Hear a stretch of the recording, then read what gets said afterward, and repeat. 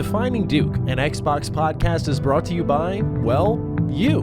If you want to learn how to support the show, go to patreon.com/laststandmedia.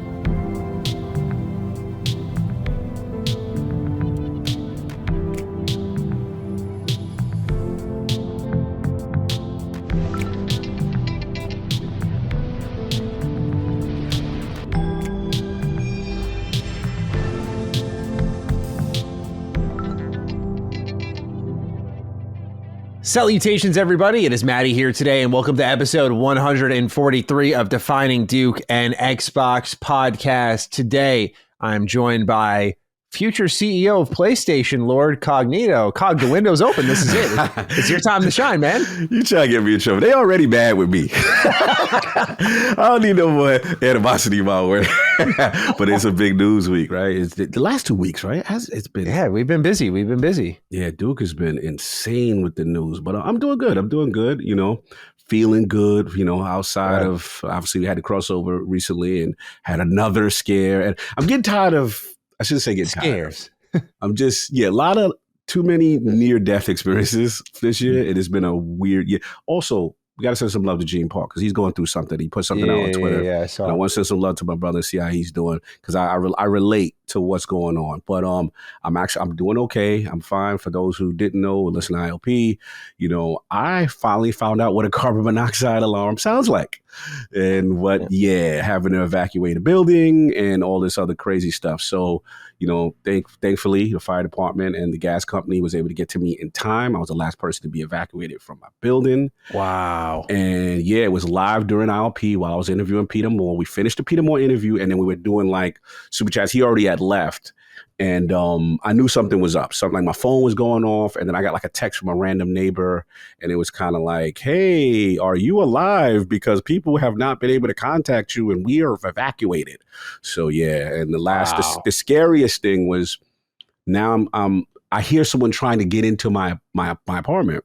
Oh. And it's the fire department with the gas company, and they've masked up and they have this meter. And they're like, dangerous carbon monoxide, get out of the apartment now. And I'm like, yo. So I just grabbed, bro, it was crazy. So yeah, they found the source of it, gas leak. So like I said, it's been that type of year for Cog. Well, rubbing elbows with the Grim Reaper, man. Bro, man, remember we had the Constellation, and that was one of my topics and stuff. So look, I'm thankful. I'm blessed. Clearly, someone's looking out for me, you know, for me to be around. But other than that, how have you been? I've been good. You know, tired, but good. Like I opened up on it a bit on DD Cross Sacred Symbols. Like, I think part of the reason I was feeling this way is just I haven't been exercising much lately. I've been totally neglecting it. I got a good jog in for an hour today, which was nice. I try to avoid the high impact cardio, but I was like, I moved an ottoman in my house, and like my heart was like, which immediately is like an alarm for me because I'm like, no. Like, I've not had this before. Like, I am usually in pretty good shape. I'm not heart beating for little things around the house. So I was like, you know what? I don't care how delayed my work gets. I'm going out. And so I'm trying to set a new precedent for myself because we preach health is wealth, but I'm not really acting on it right now. So I'm calling myself out. I was trying to make sure I stay attentive to my cardio. But otherwise, yeah, I was experiencing this week like a touch of burnout just because I was vocalizing. I feel like the review cycles kind of just chewed me up a little bit. I'm very grateful for what I do, but Starfield was a really intense one, if you will. I don't like to use these exaggerative words because I know there are much more difficult jobs than what I have to do, and I'm very lucky. So I'm not trying to come across ignorant to my blessings. I'm just recognizing how the emotional toll, like I haven't really slowed down. So Laylee and I planned a getaway this coming week and a half or so. So I need it. Yeah. Normally I'm not like that, but she's good with like keying in. She's like, let's disconnect for a weekend. Nice. So I'm looking forward to that. Cause I know to me, when my litmus test to like how I'm feeling emotionally is how I interact with the games. If I'm just in on it, I'm having fun, then I'm good. But if I'm kind of like, I'm like, that's weird behavior for me. I'm like, I never feel that way. So I know I got to recharge. So no, I definitely know. Rest in peace, Ichiban. He felt the wrath of your. Yeah. No. That was not a burnout. That was not. No. You're not gonna do me like that. I can't let that go because the audience will run with that. I know. Burnout, bro. I had to start trouble. I know he just hates everything now. I had to be biased for my favorite thing. Act like you was biased. No, it's all good. You know I'm playing. No, I know. But yeah, I've been feeling a little bit. So trying to slow down in some areas and just take a breath, look at getting better sleep, that kind of thing. Just reorienting, retooling. And we'll see where I end up in a week or so. Maybe I'll be feeling a lot better. Yeah, you got to do it, man. Anyway, thank you everyone for listening. Thank you everyone for tuning in. This is episode 143 of Defining Duke, an Xbox podcast. If you're a patron, you got Defining Duke Ultimate episode 119, where we talked about Xbox's all digital future. It is an analysis of the leaks once more that happened, but I'm usually letting COG kind of be our salesman here. I'm going to be the one who kind of tries to pitch you on DDU 119 this time, because I don't think there's been a more spot on analysis than that in the industry when it comes to that topic. I feel like that will be an episode that we'll go back to and listen to and say we were on the money. Like, I think just we understood Xbox. It's not to make excuses, but we get Xbox's vision, like love it or hate it. I think we're very in tune with what they're doing and where they're headed and what they're going to become and what in turn gaming is going to become, because I don't think it's just Xbox. And so that's a great episode. It's available. It's an almost hour-long listen, again, on that whole leak, breaking down really the digital future that Xbox seems to be pursuing with the all-digital Series X, the adorably all-digital, Series X, the Sabile controller, and on top of that, what they're planning for 2028 and beyond. So that's available on patreon.com/lastdamnmedia. Otherwise, you can get early, ad-free access to our shows over there on Thursdays for our show. It's when we go live. Otherwise, we hit free feeds on Sundays for wherever you listen to podcasts. So we appreciate you being a part of things. COG, we owe the mobile review bros a little bit of love here. Let's do it. Been a couple of days, so we're going to go ahead and dive into 3 right here. Let's start off with Blue Scotty. Maddie and Lord COG are my go-to listen at the gym ever since I was deployed to Poland. These guys know their stuff when it comes to gaming/Xbox, and they're also great motivators for keeping in shape. Go check out the Starfield episode if you need a starting point. There, I like that part there. That's like good. That. Yeah, because I always wonder, where do you hop in with us? Because one of the intimidating parts about it, we're getting up there now, 143 episodes, is you see episode count, you're like, man, I'm not going to get any of the inside jokes or anything like that. I get it. So that's good to know that this seems like a good starting point for a lot of people. But thank you, Blue Scotty, not only for your service, but thank you for tuning in. We appreciate you. Much appreciated. COG, we have one here called Conversion Therapy. Okay. I've been listening to the Duke since COG joined the show, and I've thoroughly enjoyed the chemistry and hilarity that has taken place on Defining Duke. I've been a PlayStation-only fan since 96, but the Dukes convinced me to pick up a Series X, and let me tell you, I've had a blast. As a tired dad of a Tarzan 2-year-old and one due in October, I struggle to find time to game like I used to, but listening to the Dukes helps keep my FOMO from creeping in. Keep up the great work, guys, and have a playing Starfield in bed via remote play iPad Pro with a DualSense Edge kind of day. That's a great combo right there. All right, that's a setup. You know that FOMO. You're doing great. Doing good, man. Yeah, salute. Again, I love to hear people who completely new to the ecosystem, or and just listening to us and getting the vibe. That's super dope. I appreciate it. And the last one goes to Rod of God. This name looks familiar. I don't know if I read this, but I'm going to read it anyway. Huge shout out to the Duke boys for their continued quality content. These guys genuinely care about each other, gaming, the community of listeners, and their honest feedback on the news. Always look forward to hearing of their exploits in the digital realm each week. So thank you everyone for writing in. Again, we only ask that you do this because it does lift us up on the mobile side, which we have a really, think of us as that dude in the gym who's got a big upper body. Like, our YouTube presence is the upper body, but you got the skinny natty legs where it's you're maybe squatting 150 tops, and it's that's our mobile side of things. So we're trying to bow it up, right? And that's through your reviews. They're gonna, Wait, what did I do? You did I do a pause word? Yeah, super pause word. What did I say? That's good. He's like, we got to bone up. We got to get. Oh, they gonna get us. Oh, no. We're gonna have a pause worthy meter. You need to get, you know how you guys got the fraud alert thing? You need to get like a pause button or something for me. Because I didn't even think of that one. But we need to get a little bit stronger there in the legs. Through your reviews, it'll recommend Defining Duke when people search it up and look for gaming podcasts, and it just helps us grow a little bit. And I think we're worth it. I think we've paid our due. So of course it's up to you to do that. We appreciate anyone who takes the extra time out of their day to review our show on mobile devices. But Cog, gotta be honest with you, bro. Let's go. Last week, it felt like reality broke for just a touch of time. You know, there's a little bit of history on Defining Duke here that I'd like to get through here, Cog. Let's get it. I think I know where you're going. So when it was me and Carrick, like I've noticed the Last Stand audience kind of ebbs and flows. They kind of got their favorite player of the week, kind of got like, you know, the sports team vibe, which I love. Cog, you have been the consistent MVP running for multiple seasons now.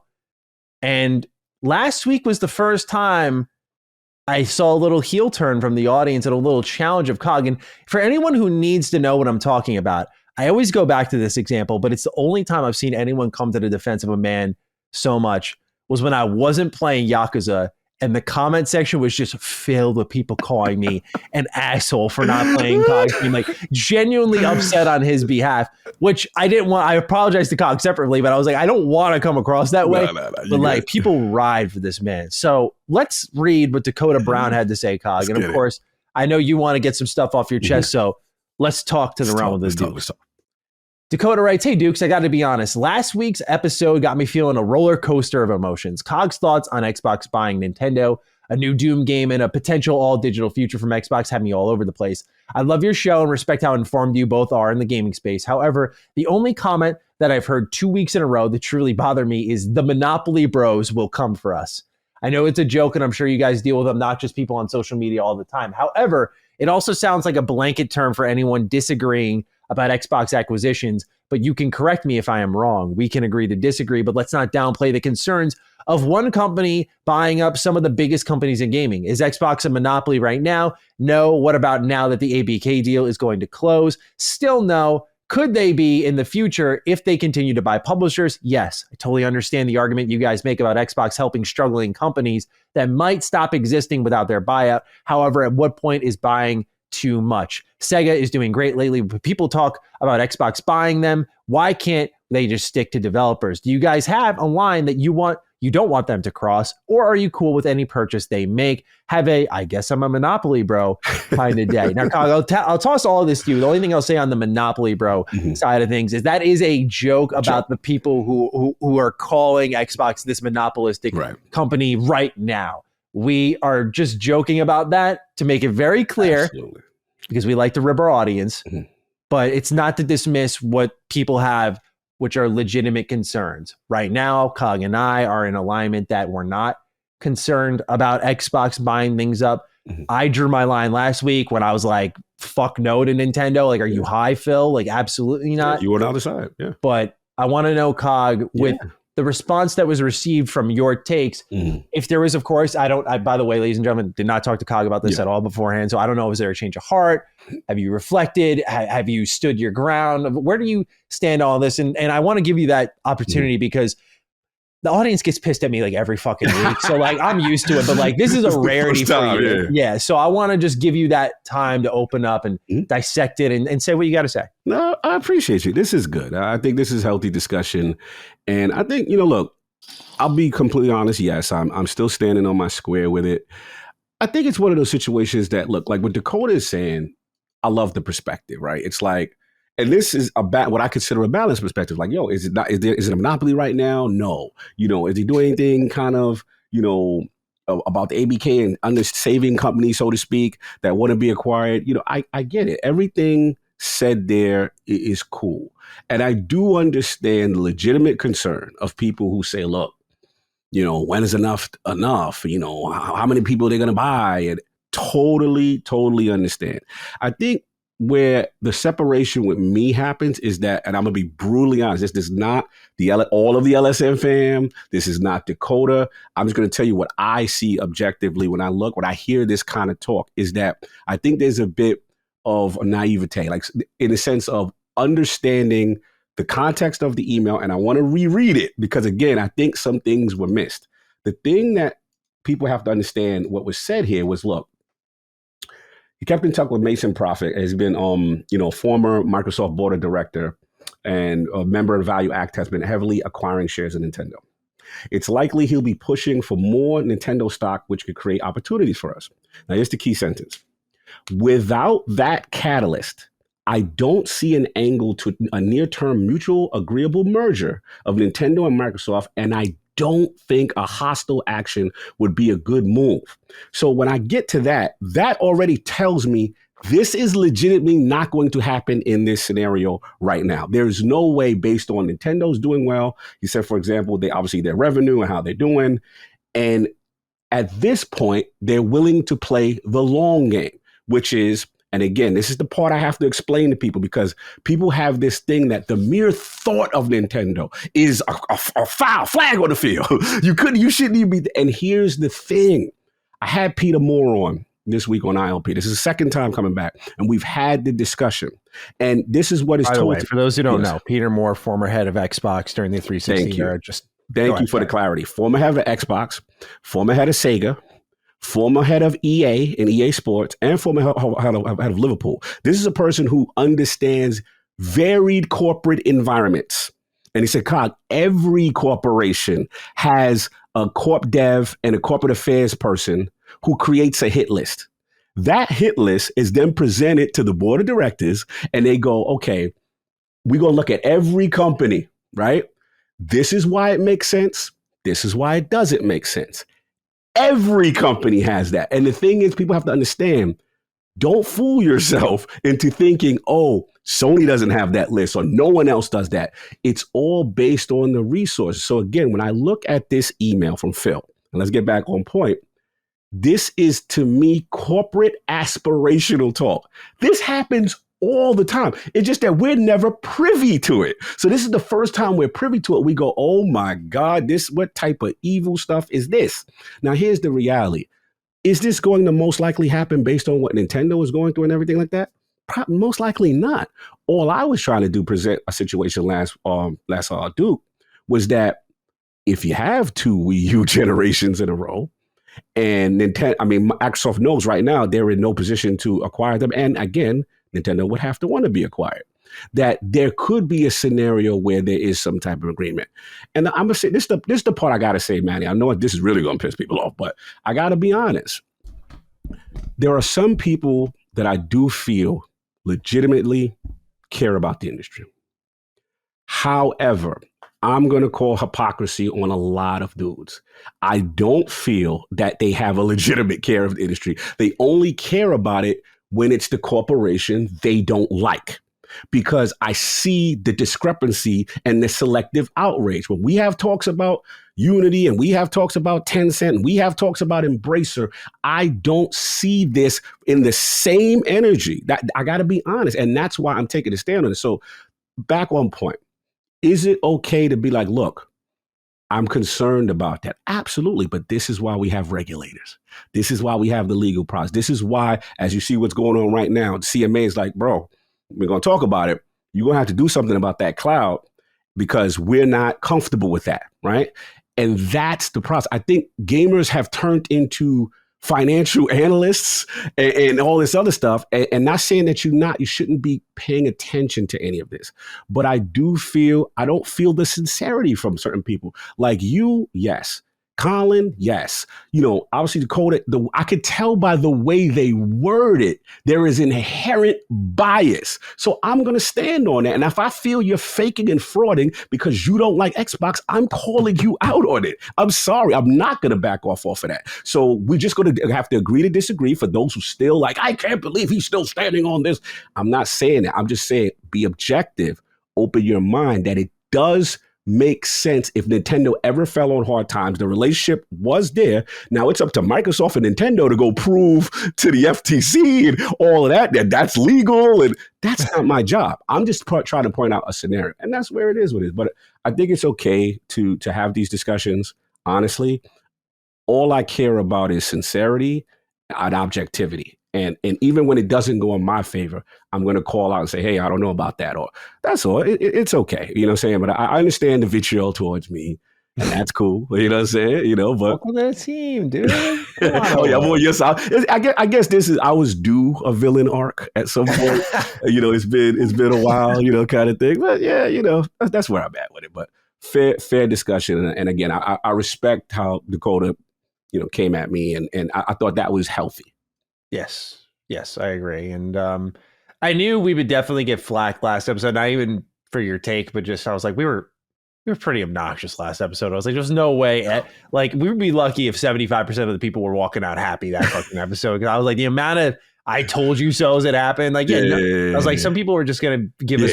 There were moments of like separate from the Nintendo thing. Like, I was reading, and there were moments of just like baseless criticism where like one dude said something that was like, can you just timestamp this? Like, I don't know what you're talking about. Just nothing. I'm like, yeah, and in fairness to you, this is Cox's position. I know Maddie does not like that. You're like, oh, bro, I'm not feeling this. And that, bro, that's totally cool. Like, again, you know, it's okay to agree to disagree. But when I know, again, it always comes from the place of where it's coming from, the position where it's come. Is it objective? And a lot of times, to be honest, that's why I made up the term Monopoly Bros, because I see the same couple of people with the same company. And I'm just like, I don't necessarily buy the sincerity of the industry caring. But you know, it is what it is, but it's a good discussion. And of course, a disclaimer: some of y'all are still going to get called Monopoly Bros. Like it's going to happen. You just know it's in good fun. Now that it's been clarified, it's in good fun. You can roll with it now. So all good, LSFF. Cog, let's get into the news. Big one to start things off here. Not in the world of Xbox, although we have much there, but this broke right before we did the show, so let's get it while it's fresh for us. Jim Ryan has decided to retire come March 2024 and will be out of PlayStation. Sony CEO and CFO Hiroki Totoki will assume the role of chairman of SIE until the next successor CEO arrives.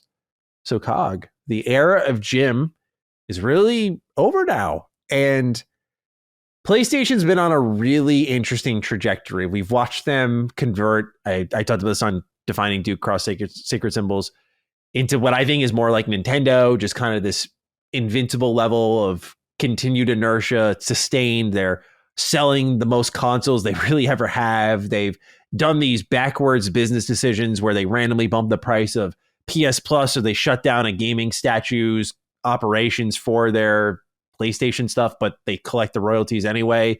The paid upgrades, et cetera, et cetera. Like, we've seen all these questionable financial decisions that would cripple most companies, but PlayStation is getting to that level of Nintendo where they do what they want when they want, and they make tons of bank off it, and people still keep buying stuff from them.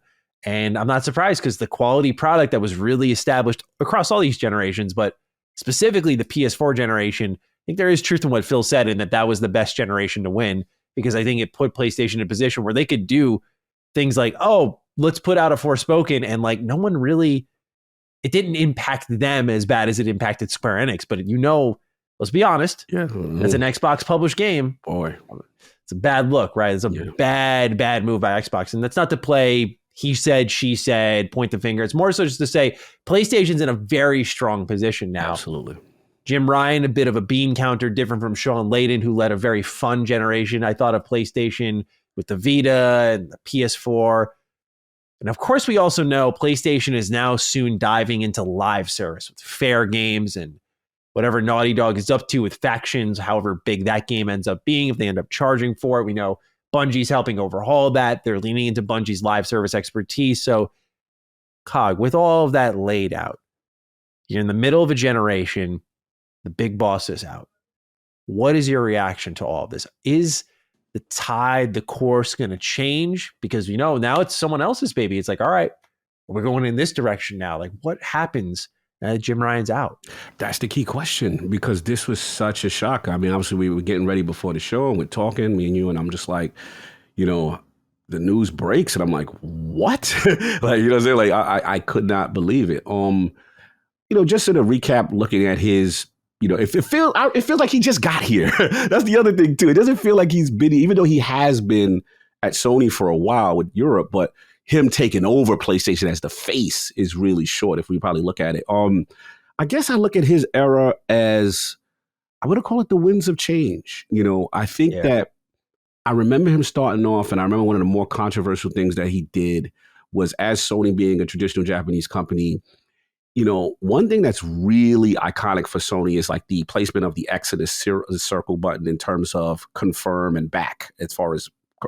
And I remember there was a shift in like that wasn't honored when the PlayStation 5 was released, and it was treated more like a European and American console, because if you play Nintendo Switch, they also have that. I think it's a Japanese thing where I guess we press X to confirm and circle to back, and they're the opposite. Whenever you get an import console, it's always been like King has had that. Back on like the PS2 and PS1, sometimes circle would be confirm, and I always found that weird. Yes, you see, I didn't know there was history behind that. Yeah, when you play Nintendo Switch, it still maintains that functionality in menus, right? It's just Japanese sensibility, and I remember the internal PlayStation fan, very upset, the regional fan, and then I remember the comments of the shift away from Japan to a focus on Europe. And to his credit, Europe was where they really dominated Xbox in the last generation, PlayStation 4, Xbox One. So to me, on one hand, businessman, successful,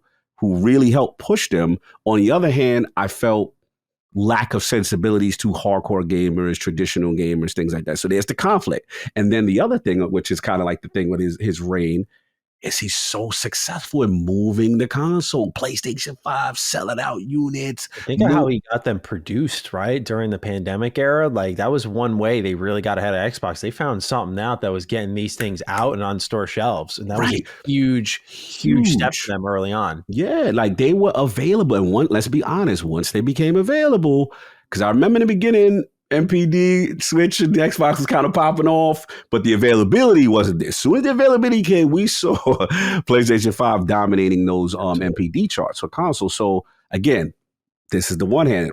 But then the other hand, we started to see the shift, the live service, the subscription, the raising of prices, the nickeling, diming of, you want the upgrade? This, please. Yeah. You want the Ghost upgrade? You're going to have to pay $10 and the this and the that. And then you started to see the remakes. The remakes. Yeah. Oh my God. And I talked about this at the crossover episode because, where I think me and Colin slightly disagreed was just that I saw signs from the old regime. When I'm used to a PlayStation showcase, you go, here it comes, right?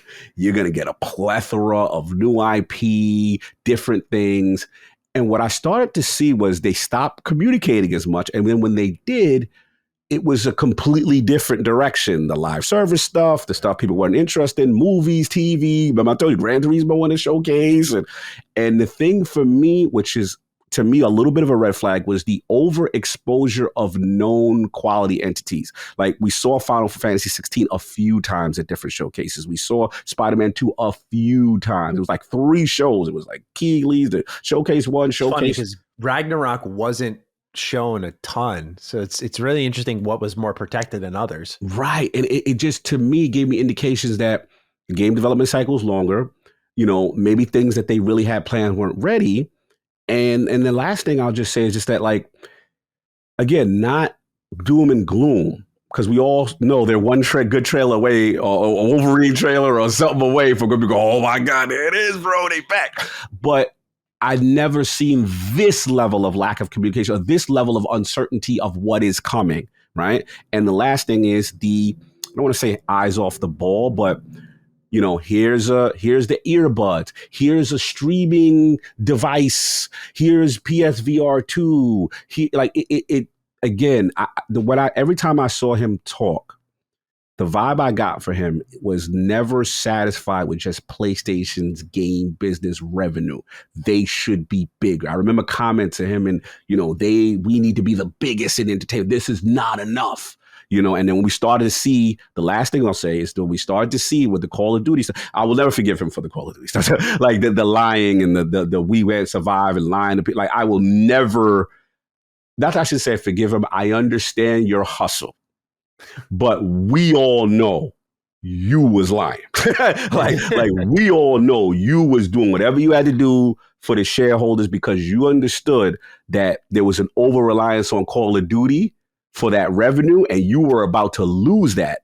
And now you telling Lulu and everybody, we don't care what we got to say, we're going to do what we got to do to block. And then after all of that, to then sign a 10-year deal, it showed me that it really wasn't, you know what I'm saying, about that. It was really, you just protected business. But yeah, it's, I guess for me, it's a mixed bag. It's great for business, but who knows where it would have went long term. And I guess the curiosity is like, who's the successor and how that's going to go. And look, they're still strong out here. It's definitely not doom and gloom, but the direction, I want to see where they go. And I get, again, if he retired legitimately and this is all that is, hey, it is. But it is interesting that there doesn't seem to be nothing in place directly. So there's a part of me that goes, was it? Like, I don't know. What do you think? I don't know. I've been talking a long time. I guess I have just a lot of hopes and aspirations more than like analysis of who will come in through the revolving door. One thing I really miss from PlayStation is that Shuhei Yoshida sort of driven indie push that they had. Because I think just like Xbox is doing now with Game Pass and indies, that makes the platform, and maybe I'm just speaking from a more hardcore perspective, because again, none of this, I don't want to say none of it matters. I think PlayStation can do a lot better, but PlayStation was so appealing to everyone because they were appealing to the hardcore gamer with the indie picks, but then the core gamer with your, Spider-Man on PS4. And even that was great to the hardcore. Like they were just hitting this perfect fine line. I don't expect perfection to be maintained, but I just hope that with this new set of leadership coming in, that there can be an honor and a focus on the smaller titles. One thing that upsets me greatly that Square Enix has also said is like, we're focusing on AAA mostly. Like we're focusing on big games, HD games, I think they said. And maybe it's because I'm an indie dev. I feel like there's always a special important place for as many of us as possible, because the reality is for us to stick out, we need to do the risky shit. So you can go ahead and look and go, oh, damn, people do like that. Let's invest, because now we know we can do that bigger, better, whatever it may be. Maybe not better, but definitely bigger with a lot of budget behind it. And so when I see like the move away from Japan, I hope they reestablish those connections. I've grown a little tired of how every game's like cinema for PlayStation. I understand that's the flagship, that's the vision. I respect it. Like I'll be there for Spider-Man, but my taste is soured on it a little bit. I've been very open about that. And I think what would help is if they really started to flood more of their market with those indies, with the Sony Japan type games that I think are sorely missed from their ecosystem. To me, that would be the greatest change of them all. I'm not going to ask for ridiculous things like the Vita 2 or what have you, having a streaming device. I wish there was some more local options on PlayStation's handheld. I still want to pick it up and check it out. I wish it was ergonomically a little more creative. Its form factor, I should say, was a little more creative and not just literally a DualSense split in half with a screen in the middle. But at the end of the day, what I'm hoping is that the games and the focus of the company can kind of go and be of two minds. Like you can go do this live service thing that's going to fuel all of this AAA stuff that you want to do that's more like cinema. But I think there's a place for more of those indies. And, when I started to feel a little disinterested, even more so, Cog, was when I saw what they were doing with Helldivers 2, which I don't think is a popular opinion, but that was like a top-down, crunchy, very like you die with anyone could kill anyone, as in like friendly fire was on, like high-risk type co-op gameplay, really fun sessions. And now it's like an over-the-shoulder third-person shooter. I'm like, all your games are over-the-shoulder third-person. Now even Helldivers?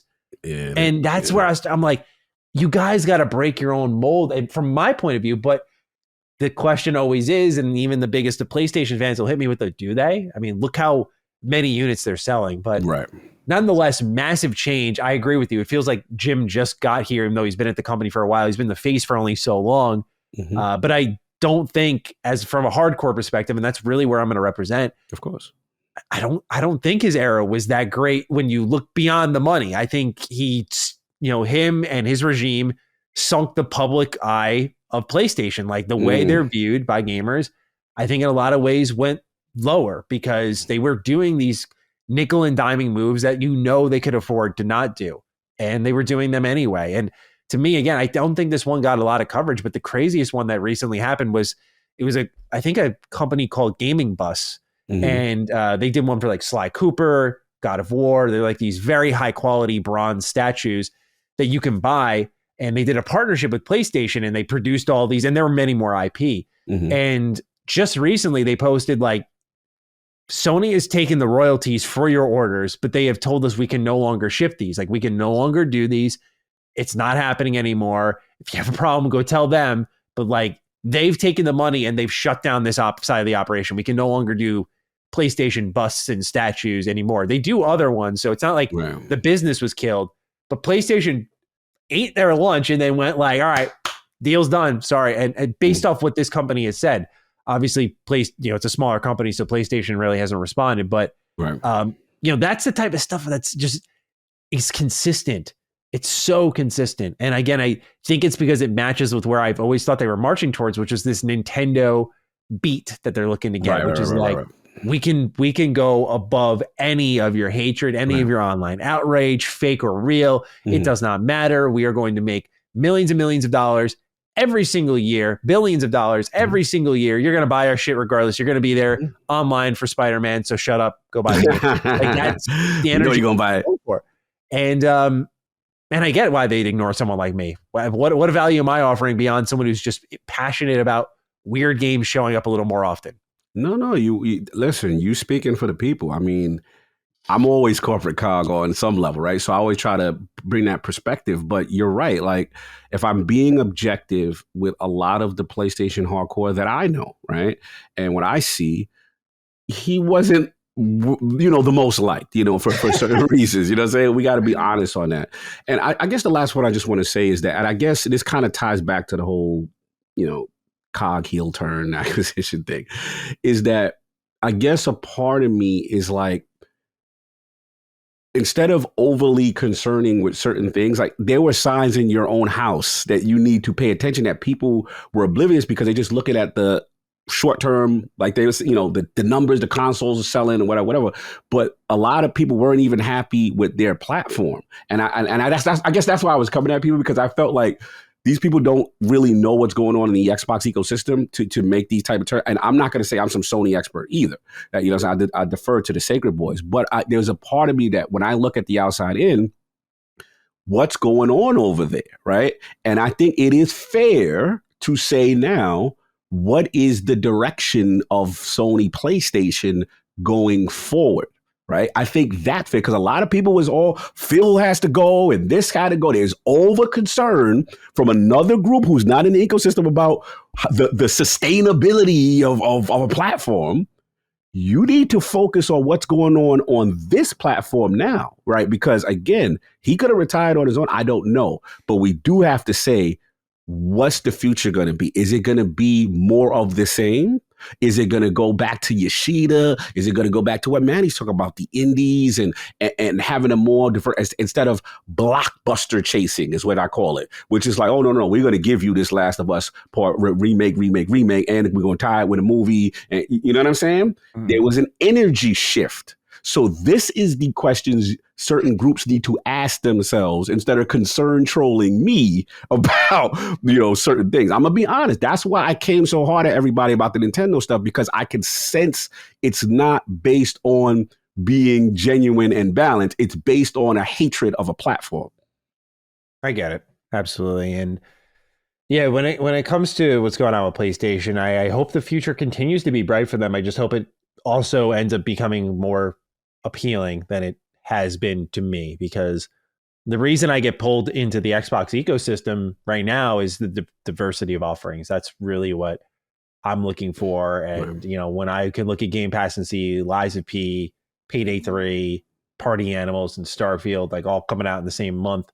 It's not always like that, but that to me is what it's about. It's like, I just have the pick of the litter here, and these are all different genres. So I want PlayStation to keep varying it up. Absolutely. I think games like Returnal, I would love to see more of that style. Yes. Like, just, I know it's still third person and everything, but the way the game played was different from their other ones. And so we'll see where it goes. I don't expect a complete change of course here, because they were making a lot of money doing all this movie, TV focus for themselves. But again, I hope they do inject a little bit more DNA of the indies Yeah. into what they're doing right now. Diversity of portfolio. I think you said it best. That's what attracts me to the Xbox ecosystem right now, and I want them to get back to that because we know they do the blockbuster. No one does the just one better than them, but you can't have hashtag just one fatigue sometimes. And like you were saying, I know that's where you are. Yeah, right I mean that's where I'm at because the games are not bad. Like you find me hard pressed to say like God of War Ragnarok or Spider-Man or Ghost of Tsushima are bad, but just they have different intricacies within them. They do play differently, but they all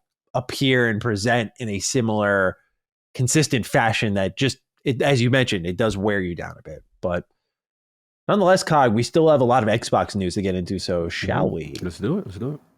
Phil Spencer spoke on the continued support of Starfield. He said, quote, "We believe that it is essential to continue updating Starfield's content in order to maintain engagement with the game over the long term and encourage continued subscriptions. That's exactly what Todd Howard and his team are doing right now," end quote. A-Tank writes in, "Hey Dukes, Phil did an interview on the Tokyo Game Show and commented on Starfield's future and said that they wanted to maintain engagement with the game over the long term and encourage continued subscriptions.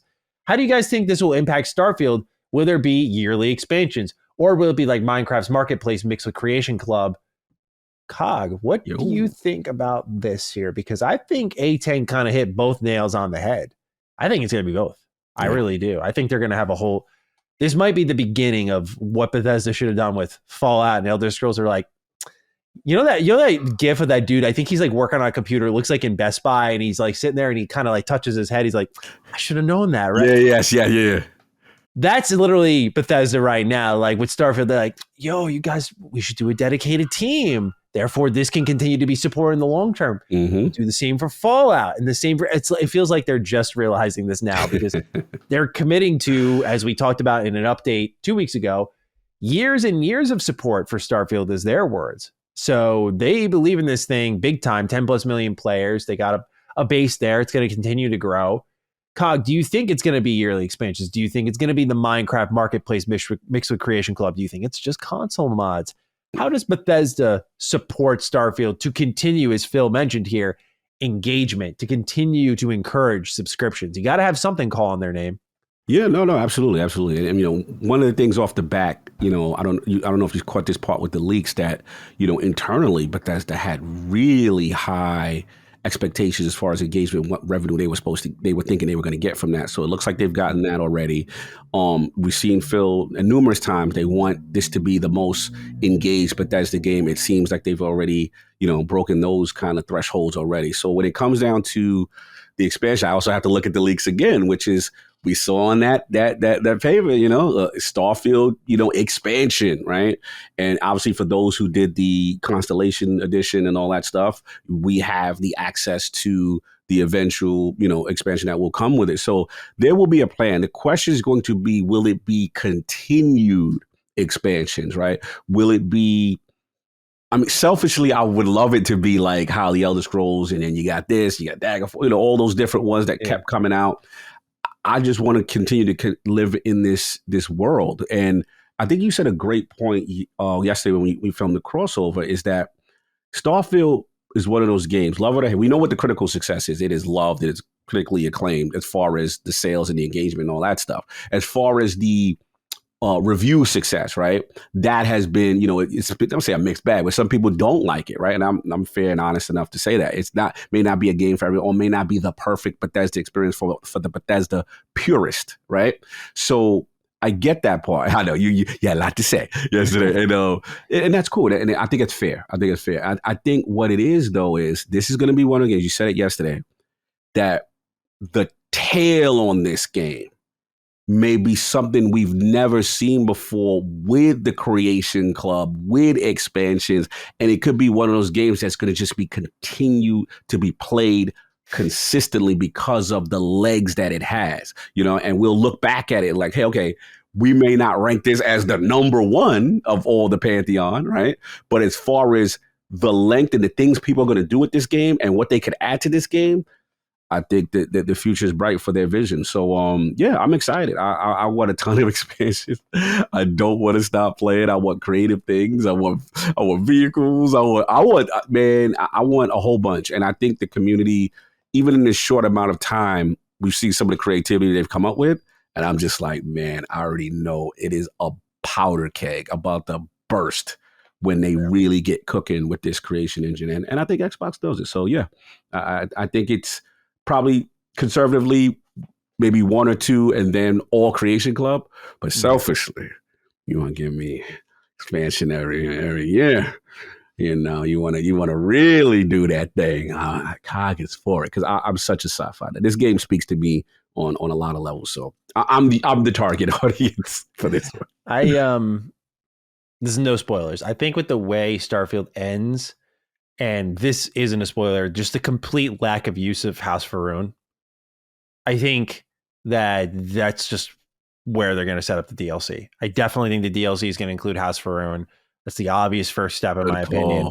And then if you beat the game, you know that there's like these things that are mentioned that just seem kind of unanswered. Like it's a very complete package, but it also feels like there's more to be said about this game. And it does make me think that Starfield will probably never get a sequel.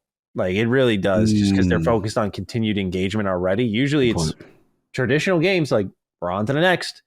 But this is what we were talking about on our DDU. This is what we were talking about last week. This is the all digital Xbox future here. And there are pros and cons to it. You notice that Starfield, continued engagement, push subscriptions, content annually probably. Guess what Forza is doing? We'll talk about that later. It's suddenly more service, more progression driven.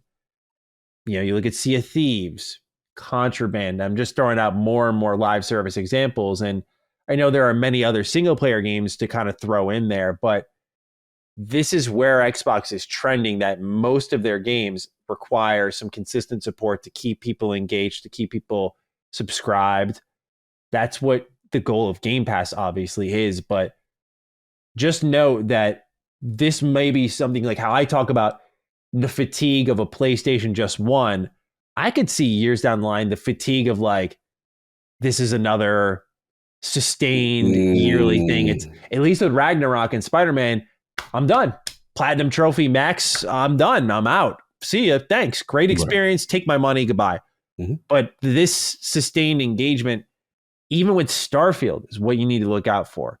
And just, you know, not to say that Hellblade 2 is suddenly going to have continued support, but maybe it will.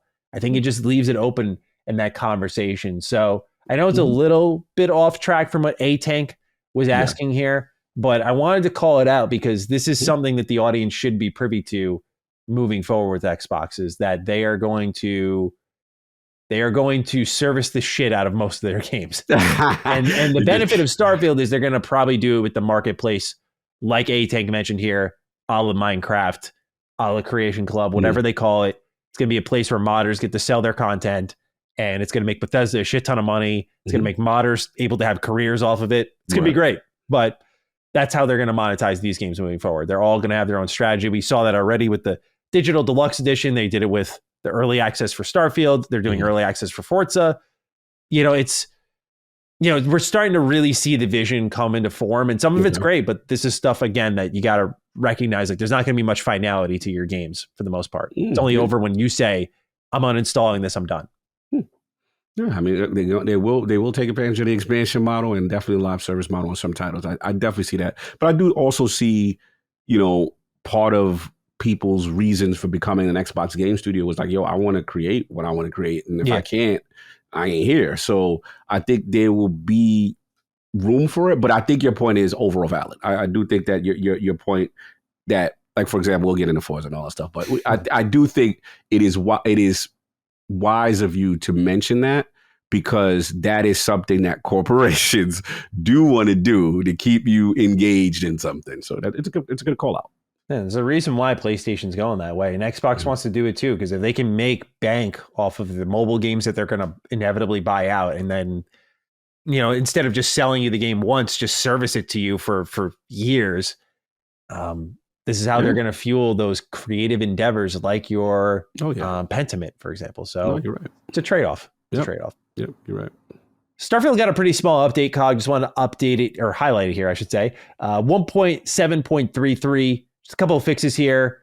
Generally speaking, they say characters fixed an issue that could cause some characters not be in their proper location.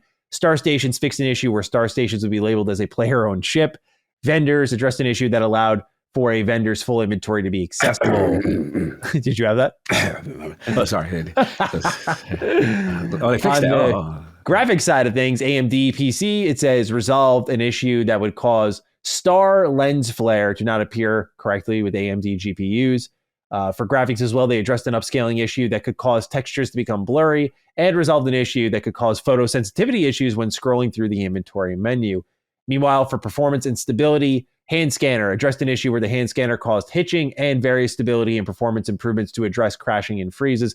Meanwhile, for ships, on the display section, they say fixed an issue that would cause displayed items to disappear when applied to in-ship mannequins, and fixed an issue that would cause items stored in razor leaf storage containers and weapon racks to disappear after commandeering another ship.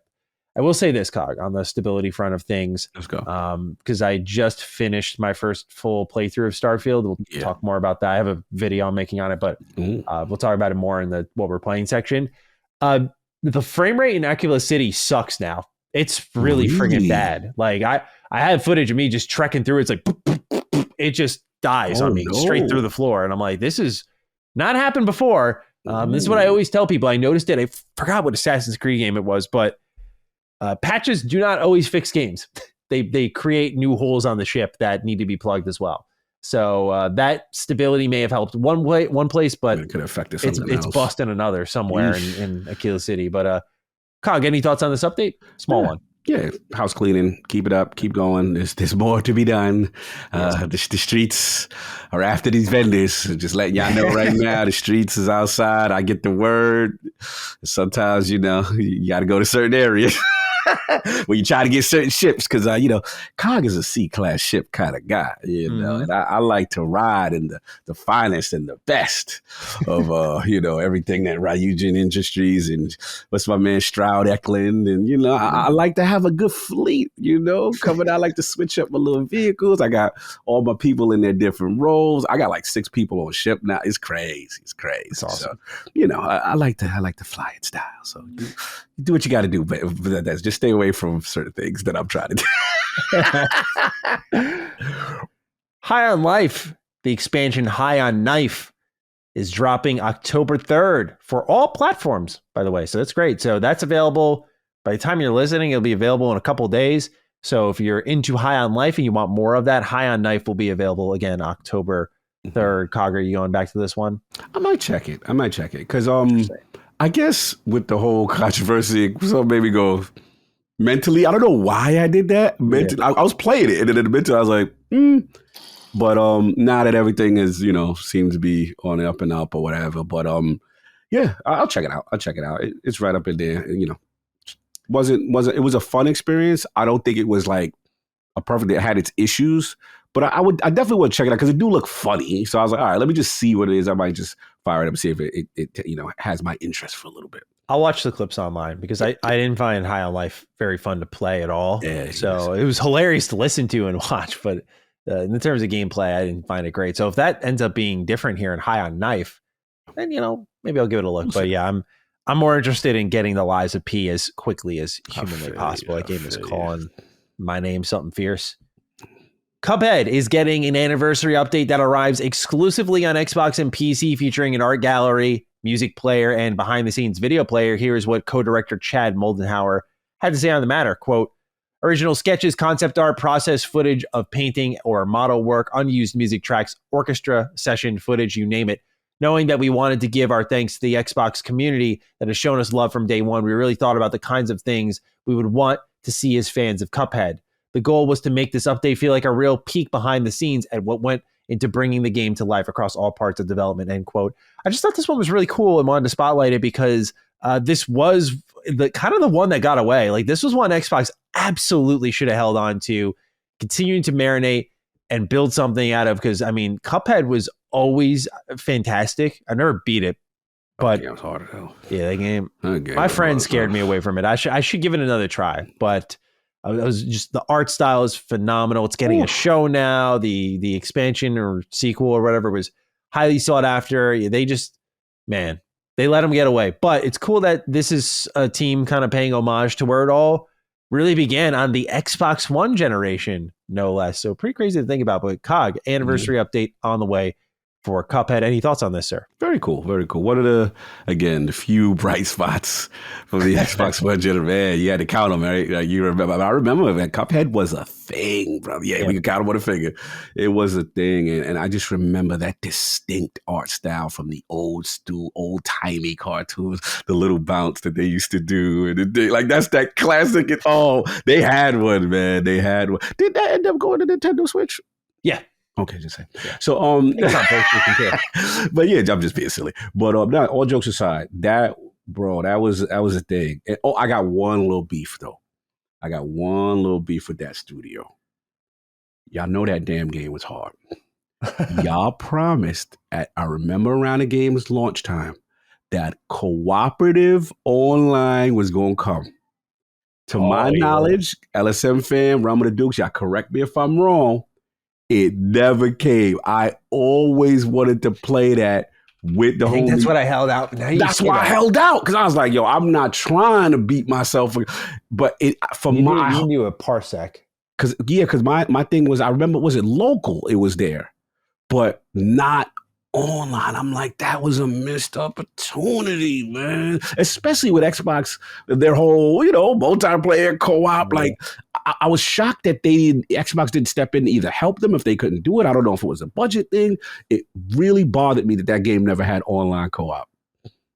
Yeah, I agree. That was one thing. Now you say it, I was holding out for that. It's so funny you bring that up. Yeah, but other masterpiece of a game, and the music. Oh, such a time period. Yeah, it was so good, so good. Shout out to Cuphead. Seeing Parsec though, that I know it's a kind of like jury rigging way to play online co-op, but like I've done that a lot with Retro Rebound for various games we played there, and it works pretty well. Like honestly, the buddy of mine who connects and plays with me never has any issues. So I wonder Cuphead with Parsec, if that would be a play. So I might give that a shot. That sounds kind of fun. Yeah, that's actually worth it. Yeah, a shot. Let me know. Sea of Thieves is finally getting private PvE servers. Unfortunately, there are some limits to it. For reputation and gold values, private server players will get just 30% of classic mode high seas earnings. Trading company progression will also be capped at level 40. You can't become a pirate legend, and Athena's fortune trade company is not available in this mode. So not everything will be here, but a lot of people have been asking for like, hey, I want to not be shot at by other players. Just want to do the PvE, which now there's as Ben has talked about before, there's enough content in Sea of Thieves to just get the PvE experience. Mm-hmm. I know PvP is a big part of it, but Cog, are the seas calling your name? Is this what you've been waiting for? Will you drive Ben up a wall with your thoughts? I'm Ben to go set Ben. I mean, not enough for me. This is probably something that I've been interested in the beginning, but I understand, look, it's live service, whatever. I like the fact that they have the mode, because I remember this being, let's say, like a major complaint, but I remember some people like, yo, I just want to, I don't want to get into that with other people. Whereas I would say the majority of people that I play with anecdotally did love when people are like, yo, there's another ship over there, bro. Let's go get him. Let's go get him. My Sea of Thieves shit talk was insane, man. Like, you can like take out the little trumpet kind of thing you yell into. We're like, dock your ship immediately or we will fire. And it was just, I'm telling y'all, start going around your Sea of Thieves lobbies yelling that. The amount of people who get really pissed off, it's so worth it. It's so much fun. Bro, the emergent gameplay of Sea of Thieves is what made it special. So I think this was a small subset of people who's like, I don't want to deal with that. Because there's some people that didn't want any type of PvP, anything in any of their games. And I think this is definitely going to appeal to them. And then, hopefully they have, they add a little bit more modes to it as it continues to evolve for this group. But I'm curious in the demand what the engagement is going to be for the people who utilize this mode. Well, it also lets you probably learn the game maybe without the fear of like getting sunk. Get robbed. It was real out in the seas. There's like a meta to these games. Like I remember when we were fighting people in their ships, like some dude boarded our ship, dropped the anchor, and let his friends just ride away. And I'm like, that's a strat. That's a whole on strat there that you just deployed on us, and they were able to get away, and we never got them. So. Yeah. Yeah, you get to remove yourself from all of that for a little bit of time. Shout out to Ray doing anything. A lot of Ubisoft to get into in these next couple of bullet points. We'll start off with the Activision Blizzard deal. Ubisoft CEO Yves Guillemot talked on why Ubisoft took the cloud deal from Xbox. They say, quote, "We strongly believe in the next 5 to 10 years, many games will be streamed and we also will be produced in the cloud. That's what pushed us to go forward with the Microsoft deal," end quote. So eerily familiar words here based off the recent Xbox leak. So Cog, any thoughts on Ubisoft and where they think gaming is going? Yeah, I mean, if you really want to talk about future thinking, Ubisoft's probably been the most aggressive. Wasn't they really getting into the what was the controversial thing? What was it? The Ghost Rider? Yeah, that. But wasn't they in? What was it? What was the thing? Everybody was going crazy with the Bitcoin stuff, and didn't they dive into like some type what? of? It's funny you say this because probably the answer is yes, because Ubisoft is in that bag of like, they always got to be involved with the new wave. Like when the Vita came out, they had a game for it. Like when the 3DS came out, like we got a game for it. Like they always like check and just test the waters. Yes. They never fully dive in on everything. Like you can just count for them showing up though. Yes, absolutely. That's how I remember them. So not surprised at all. We'll get into, why I think another reason why it definitely makes sense to them when we talk about, CMA stuff. But I'm not surprised at all. They've, like you said, they've always been like this. Yeah. They just never can say no to a good deal. It's their strength or weakness, depending on how you look at it. But they're also kind of prepared for that future. They got Ubisoft Plus, which is available on Xbox, their subscription service where all their games are available. And so when you have that ready to go, that's an app that you can deploy on these platforms when the streaming future is here. So they're kind of ahead of the pack. Like them, EA, like they're ready to rock. So yeah, we'll see if they fold into Xbox Game Pass ever. That was a rumor for a long while with Ubisoft Plus, but I think that would inevitably hike the price up for Game Pass, just given how, because I think that also gives you day one access for a certain tier of Ubisoft Plus. So be an interesting play for Xbox, but nonetheless, Ubisoft also announced that Division 3 is in the works. Now, Cog, you always talked about how Division was the one true threat to your beloved Destiny. However, I've always found myself a fan of Division in the sense that I play the story. I play very much like an online co-op game more than a live service game. Come in, spend my 30 hours, see it all through, then I move on. And that's what I did with Division 2, and I really enjoyed that game a lot. I thought it improved on the original in almost every way. I just really missed the fun new feeling of the dark zone. Thought that was missing from the first game. That feeling of like reinventing some of how multiplayer is handled in my eyes. But Cog, what do you make of Division 3 being on the way? Yeah, I'm excited. I'm actually, when I'll get into Destiny talk a little bit later, but I'm actually excited because I've always felt, and it's funny, I get a lot of flack because I get a lot of people hate the fact that I love Destiny as much as I do. So they always come with the Destiny killers and all this stuff. And I've survived so many of them, but I've always liked Division. You know what I'm saying? And two, I was shocked that it didn't do the way I thought it was great. Like Washington D.C. I thought, was it Snowdrop Engine? Yeah, beautiful. The lighting, HDR. I wish it wasn't 60 on console, but it was still a beautiful game, and I have great memories. I used to play it just like you, cooperative with the homies. Rest in peace, my homie Lord Whiskey, because he's from the D.C. area. He passed away, and I can't, not to make this very somber, but I still have the clips of all four of us and I can't delete it off my Xbox hard drive. No. You know what I'm saying? I was like, because we would play the game and he would be like, Cog, I worked in that building, because he was military. And he was like, I worked in that building right there. Yo, that street's accurate. And bro, I've got so many clips of us beating bosses, doing stuff together. So yeah, that is always going to have, Division 2 is always going to have a special place. Division 1 is going to have a special place. New York, bro. Like it was Madison Square Garden. They did a horrible job with Madison Square Garden, in my opinion, bro. Like, I go there for so many Rangers games, and when I saw that shit, I was like, what the fuck is this, bro? Like, come on. And they put a basketball arena in there. That's the thing, bro. They put basketball in there. I was like, I'm fucking insulted, man. You're gonna represent the Knicks? Come on, man. You ain't like the Knicks representation? No, heavy basketball in there. Come on, you know what people go to MSG for. Come on, don't fool yourself. Definitely the Knicks. But no, you're right about that. You're definitely right about that, because their Ranger games be popping. I've been to a few. So much fun. I will say, like I said, that the snow. I do wish they had a little vehicle. You know, give me a bike, give me something. You know what I'm saying? That'd be okay, fine. But the thing that I love that they do that Destiny can learn is they came up with the gear set where even if you don't have the exotic, if you wear this whole gear set, it would give you these specific bonuses. They had certain quality of life things from a what you call perspective I like. They got to work on their raids. They got to do a little bit more of that stuff. And one thing they need to do. Division 1 had this mode called Survival. It was awesome. I think it was like a DLC, and they basically made it like you got to survive, get food, do things to continue to stay alive in this world. They made it like a survival game. And it was really done well. And they never brought it back. The community always wanted it. So I would hope, because that's the problem I always hear with Division. They get a little too full of themselves and they don't listen to their community. And that new guy's back, though. I forgot his name. Julian, whatever. He's one of the OGs. I think Garrity, I want to say his name is. I've interviewed him.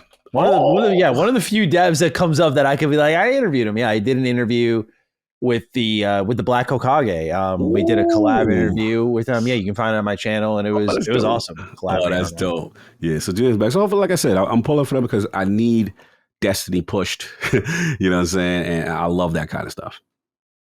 Now, this one's not in our script here, Cog, but I'm not sure. Have you caught wind of this Far Cry 7 leak? I have not. All right. Well, allow me to link it your way here. This comes from Insider Gaming, professional podcasting. Okay. I want to interject this one as it's Ubisoft related too.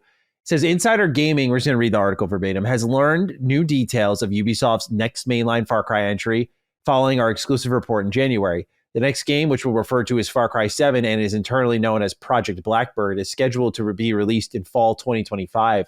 The game will be developed by Ubisoft Montreal and will move away from the Dunia engine to Snowdrop. So, hey, speaking of which, there you go. More Snowdrop. And I think the Star Wars game that they're working on is also Snowdrop. Yeah. So, I like that engine. Yeah, I mean, Division was perfect concept for that, and they did an amazing job with that. An alleged leak of Far Cry 7 surfaced earlier this year, suggesting the game will be dubbed Far Cry Rise and will take place on a fictitious tropical island called Kimsan, which can be found on the Yellow Sea next to Korea. Insider Gaming was told by its sources that this leak is entirely inaccurate, so we won't be diving into more pieces of information from this rumor. Speaking with sources, it's understood that the next entry to the series will be a non-linear story, with the story being centered around rescuing the player's kidnapped family. It was said that the game's plot revolves around a wealthy family that has been kidnapped by a conspiracy group called the Sons of Truth. While exact, finite details are subject to change due to the game's stage of development, it was said that the premise of the campaign is for the player to rescue their entire family within a specific frame of time. Currently, the current in-game timer stands at 72 hours or 24 hours in real time, but the timer can be paused when the player enters one of their safe houses, it was said. Far Cry 7's non-linear story means that the family members do not need to be rescued in order, and some family members can be killed, which has impact on the story. While details are still a little murky, it's understood that the goal is to take down the Sons of Truth, and in order to complete the game 100%, you'll need to rescue all of your family members safely. To find your family members, it was said that Far Cry 7 introduces a new interrogation mechanic to the game, which doesn't necessarily mean you'll get the information you need from the enemy. Sometimes the enemy will give up the information, sometimes they'll lie, stay quiet, or even sometimes escape, it was said. So, Cog, that's all there is for this article. That sounds awesome. I was about to say, I'm not gonna lie. Like, I was down on Far Cry 6 because I was like, yo, this is literally running it back on Far Cry 3, but that sounds great, man. Like, that's what we're looking for. So here, I want to hear your thoughts on that. I like that whole time. Look, I've never really played a Far Cry game, and I'll be honest. Like, wait, really? Yeah, I've never played one. None, not one. Wow. Not one. They're good. They just, I feel like, sorry, I don't mean to interrupt. No, please. Far Cry 3 is great for its time. But I said in my very vulgar review of Far Cry 6, I said that Ubisoft was like ferociously masturbating to this image of Far Cry 3 because they just don't move on. They're like, what if we burn down the weed plants again? What if we had a psychedelic mission again? What if we were on like this tropical island again? And so on and so forth, dude. Like, it was just so fucking constant that they were obsessed with this game. That's why I don't think I usually don't feel like I need to renege any of my reviews. I was generally positive on Far Cry 5, but in hindsight, I probably would have given that game a lot more love. Looking at the series now, Far Cry 5 is like the way they handle the progression of the story is really weird, but the main villain is awesome, and the ending is, you would love it. It's fucking crazy. Like, that is one of the craziest endings in a game I've seen. So I'm not quite like Colin, who put, I think, over 100 hours in the Far Cry 6. Colin and I need to have a heart-to-heart, because he's just throwing out these takes, bro, that, like, I told him on DD Cross Sacred Symbols, he said something else. I was like, dude, I just don't like that from you. Like, I just don't like that from you. I was like, I hate you for that, I think is what I said to him. He was like, dude, what's happening to you? But coming for Cobra Commander's taste. I work here, by the way. We work here. We were loud. I can be fired for this. Exactly. We gotta say we gotta say. But yeah, Cog. Anyway, that's the Far Cry primer. I feel like you would enjoy these games because I would define them as like first person, the original first person just once. Really? Yeah, like okay. Because there was a time Ubisoft was the pioneer of the open worlds. Everyone copied them. Ubisoft never evolved. And so now many open worlds, as we know, are checklist games. But if you play Far Cry 3, you're going to see a lot of like the design elements that are still used to this day. Like, that's where they were really, really introduced in my eyes. So Ubisoft's always kind of been was ahead of the pack for a while. Sorry, I didn't mean to just jump in there. No, you got the experience. I love it. Would enjoy, especially because I know you like good first-person shooters. Like, I think you would enjoy a little Far Cry. I mean, I'm enjoying this though. What I mean, this is what I like. The time mechanic. I like this rescue thing. I like, some people will lie to you. The interrogation. It sounds like a multiple ending kind of game. That always kind of intrigues me.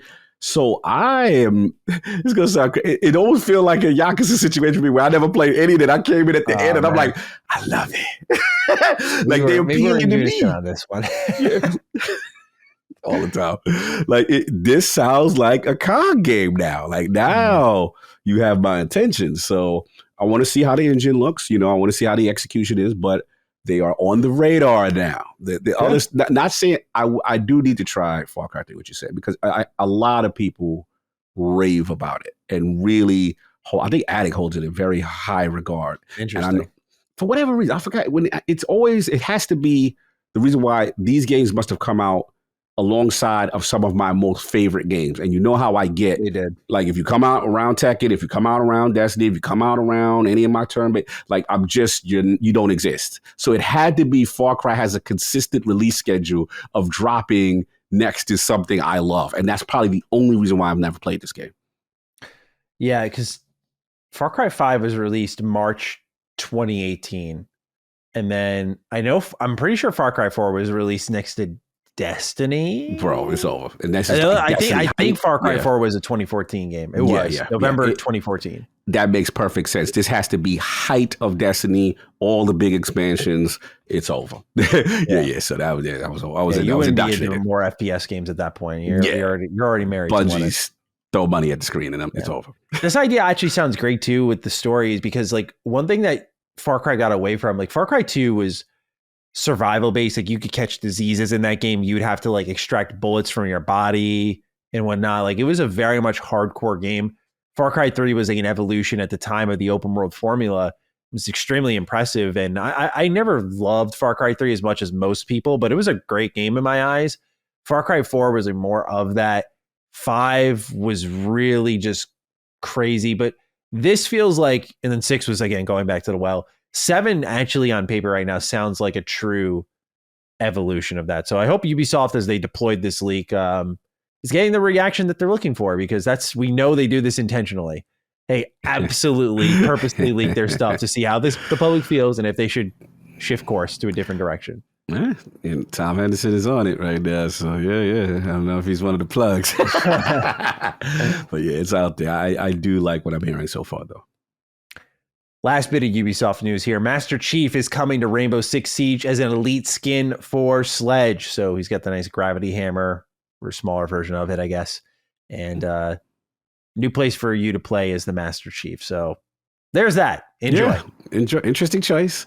Shout out to Siege, still going strong, bro. That game, you want to talk about, man, level of consistency for so long. And I remember when that game first came out, people really were dragging it because it didn't have a PvE component. But yeah, that thing is taking off. And 51K people playing right now on Steam. Jesus. Yeah, that game's awesome. Like it is. I played it whenever. I know a lot of people say, "Oh, it took off after a year," but like I remember launch years where I put like 200 hours into this game. I loved Siege when it came out. Get the cameras, put it under the door, start to stake the joint. Okay, where they at? It was so good, it scratches a tactical itch that you don't see a lot. A cooperative tactic, and it really feels good when the gameplay loop starts going. We have an open letter here from Unity, the latest update in this saga. They're holding on, fighting tooth and nail. I have some thoughts for sure. They write, "To our community, I'm Mark Witten, and I lead Unity Create, which includes the Unity, engine and editor teams. I want to start with all of this. I am sorry. Yeah. We should have spoken with more of you, and we should have incorporated more of your feedback before announcing our new runtime fee policy. Our goal with this policy is to ensure we can continue to support you today and tomorrow and keep deeply investing in our game engine. You are what makes Unity great, and we know we need to listen and work hard to earn your trust. We have heard your concerns, and we are making changes to the policy we announced to address them. Our Unity Personal plan will remain free, and there will be no runtime fee for games built on Unity Personal. We will also be increasing the cap from $100,000 to $200,000, and we will remove the requirement to use the Made with Unity splash screen. No game with less than $1 million in trailing 12-month revenue will be subject to the fee. For those creators on Unity Pro and Unity Enterprise, we are also making changes based on your feedback. The Unity runtime fee will only apply beginning with the next LTS version of Unity, shipping in 2024 and beyond. Your games that are currently shipped and the projects you're currently working on will not be included unless you choose to upgrade them to this new version of Unity. We will make sure that you can stay on the terms applicable for the version of Unity editor you are using, as long as you can keep using that version. For games that are subject to the runtime fee, we are giving you a choice of either a 2.5% revenue share or the calculated amount based on the number of new people engaging with your game each month. Both of these numbers are self-reported from data you already have available. You will also be billed the lesser amount. We want to continue to build the best engine for creators. We truly love this industry, and you are the reason why. He invites everyone to a live fireside chat hosted that day, where he said he'll try his best to answer questions in the meantime. Here are some more details. Thank you for caring as deeply as you do. Thank you for giving us hard feedback, Mark Witten. So I want to get into why this still fucking blows. Let's go. And just keep it very point blank, very simple here. I'll use what I'm doing as an example. So right now we're about to enter pre-alpha, probably come December for our game, and the reason it took us a while to get there, I mean, obviously we're a small team, but it took us a while to get there because you spend a lot of your time building tools like level builder, dialogue, whatever mechanics you want to support in the game. You're building tools to then deploy. And then as you block out the game and it's ready to go from point A to point Z, and once you hit alpha, then you start to do more content building. Let's do quests, let's do XYZ, and you go outward from there, right? The benefit of building a strong tools framework is not only is your potential sequel or whatever, like the turnaround's quicker, but what it also allows you to do is reuse those tools for different games. Cog, you brought up Yakuza earlier. Look at that versus Judgment. They're using the same map. It's a very intelligent reusage of assets. It's like you got the turn-based game over here. You got the action game over here. One's more detective. The other is again more like goofy, but then like uplifting. Like there are two different flavors within the same world, and there are fans of both series. But if you are RGG Studio, you're taking that base map and you are repopulating it with new things to do, which takes time, takes effort, but it lessens the amount you have to do on maybe building up a play space. Yeah, good point. And focusing more on mechanics. What this effectively does is not help, in my eyes, from what I'm reading here, it does not help the long-term developer who, let's say right now you're working on Unity, you've been building the tool set, and you're ready to deploy, start building your game. What this says to me is game one is fine. So whatever, let's say I was working on Unity, my first game would be fine and immune to all this. A lot of people don't understand that engine hopping isn't as easy as just like importing a video file into a video editor. And it's like, okay, I can edit here on Sony Vegas, or I can edit here on Adobe Premiere. Like, it doesn't work that way. Like, I can't just load up my project file for Unreal Engine or Unity. I'm not even saying it in like a derogatory way. It unfortunately doesn't work that way. Preaching. And so what this means is that your next game is condemned to, while it's a less shitty fate nonetheless, where Unity is going to, as my favorite term as of late, eat your lunch. Like, they're absolutely going to just take money from you hand over fist. And it's not uncommon. Like, I think Unreal Engine collects after the first million, and it's not much at all. So like the rest is just yours.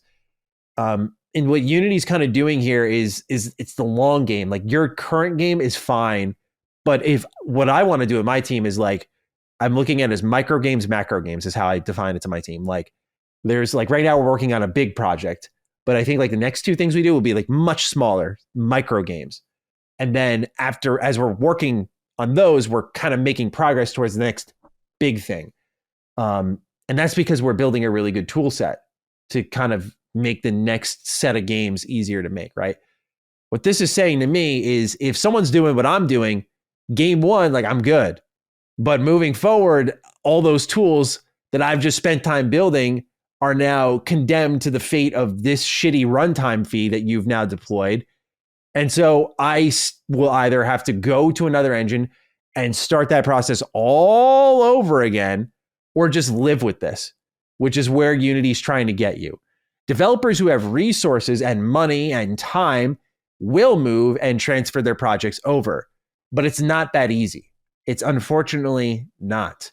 And so that's what Unity has left developers in, is this sort of bind, from my point of view, where the content and tool building is going to really suffer for follow-up projects. You know, when someone gets a really good game out of Unity in these next, I don't know, 4 or 5 years, a lot of people might be like, yo, sequel, when, how? And if this doesn't change, it may be far off. They may have to have rethought how they're going to do things. It really does jeopardize in a severe way some of the economics of how games are made, and doubles for some smaller teams who can't take on this financial burden. It doubles the investment they got to make, and it makes a lot of indie devs go, should I even move forward after this? Or am I just going to be one and done, one-time wonder? So I just wanted to put that out there. And clear as day, they're trying to push you into this new version where they say our Unity personal plan will remain free, no runtime fee. We'll be increasing the cap. And then they mention, looking for it here, that the new LTS version will only apply. That's where the Unity runtime fee will only apply. So it's just, yeah, man, it's very obvious what they're doing here. And the clear decision to make here is to just walk it all back. We're not doing this anymore. We're not doing it anymore. But this is one of those situations where just greed is winning, man. It's just winning the day for them. Like, it's unbelievable that they just haven't. They're going to kill their company over this. Like, I'm telling you now, like, no developer in their right mind is going to, because the trust is gone. That's the problem. They've deeply eradicated the trust. It's like, now people are going to remember this moment and they're going to go, why would I ever make a game over here? Unless like my team is, that's the other tricky part. Forgot to mention this. Let's go. So again, I'm working on Unreal Engine. I work more in the creative level building, writing sort of field. I don't do programming. The programmer I have hired, extremely talented dude, specializes in I will not spoil, particular genre and Unreal Engine. Right. There are different programming styles for these engines. So that's the other thing. You hire talent for a specific engine. So there's also like, if I told my programmer, I was like, hey, we're going over to the Unity now, he'd be like, okay. You might need he's a very talented dude. I'm sure he can figure it out, but he's like, you might need to bring someone else in who's a little more familiar with Unity. And and that's the thing, man. Like, because he is a workhorse, and like I've seen him, like we've scheduled out like how long certain things in our game are going to take, and he has beat like every single timeline considerably. So like, wow, he's talented as hell, dude. I'm so lucky to have him on my team, along with the rest of my team. Honestly, they've just all been incredible. But he was able to storm ahead because of his familiarity with the program, and also like overestimating how long it would take. but it may be different if we moved over to a different engine and we played against our strengths. So that was, sorry, I've gone on a while, but that was the last thing that I wanted to throw in there is like, this has ramifications that the common consumer will not and probably does not know a thing about. So I just wanted to voice all of it. Cog, any thoughts on what's going on here with Unity? No, you're on fire. Thanks for the additional insight on the development side and the process. And for me, I'm just kind of have a bird's eye view of this kind of stuff. And again, we had Peter Moore on, head of Sega, Xbox, EA, also worked at Unity, different division, not on the programming side, but he worked. They had Unity was trying to get involved with sports and entertainment and utilizing the engine to, kind of synergize those things. And, I had to ask the tough questions. I had to challenge him. I was just like, look, obviously this is not well received by the developer community. This is the most pushback I have ever seen. Even though you were not a developer and you didn't make the engine and anything like that, but you did work at the company for a little bit. So I was just curious about his input. And he literally said, look, it's unfortunate for those guys that the message, was not well received. And he pretty much said, he pretty much kind of made it seem like the way the business is being run, this is a complete financial decision.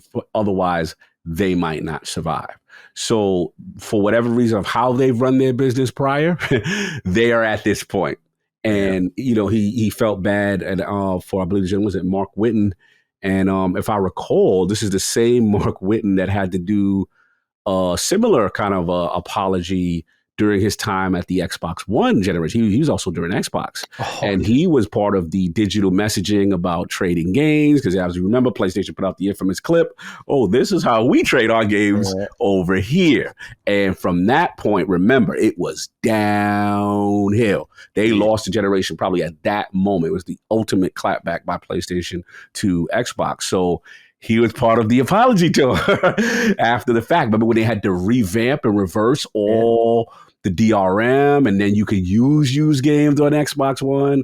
So it gave me interesting insight. I do feel for the guy because he's now part of two. That's say he's responsible, but he's part of two mea culpas with two major situations. But yeah, that's how I look at it. I mean, my final thoughts is, Unity to me, something that I've always seen the indie developer scene gravitate towards, and I do feel there needs to be options. They can't be just one, engine, and for them to make it more difficult, like you said, the ramifications are going to be tough. The trust may have already been broken, and it's nice that it seems like they're not going to be retroactive when games already shipped, because people were worried about, my game was out already. How much am I going to owe? That was the question, right? You've created all this insecurity and trepidation because of this. So we'll see. But I mean, I'll be honest. I didn't think they would walk it back though. I thought they were going. How staunch they were in the beginning, I was like, they look like they standing on it.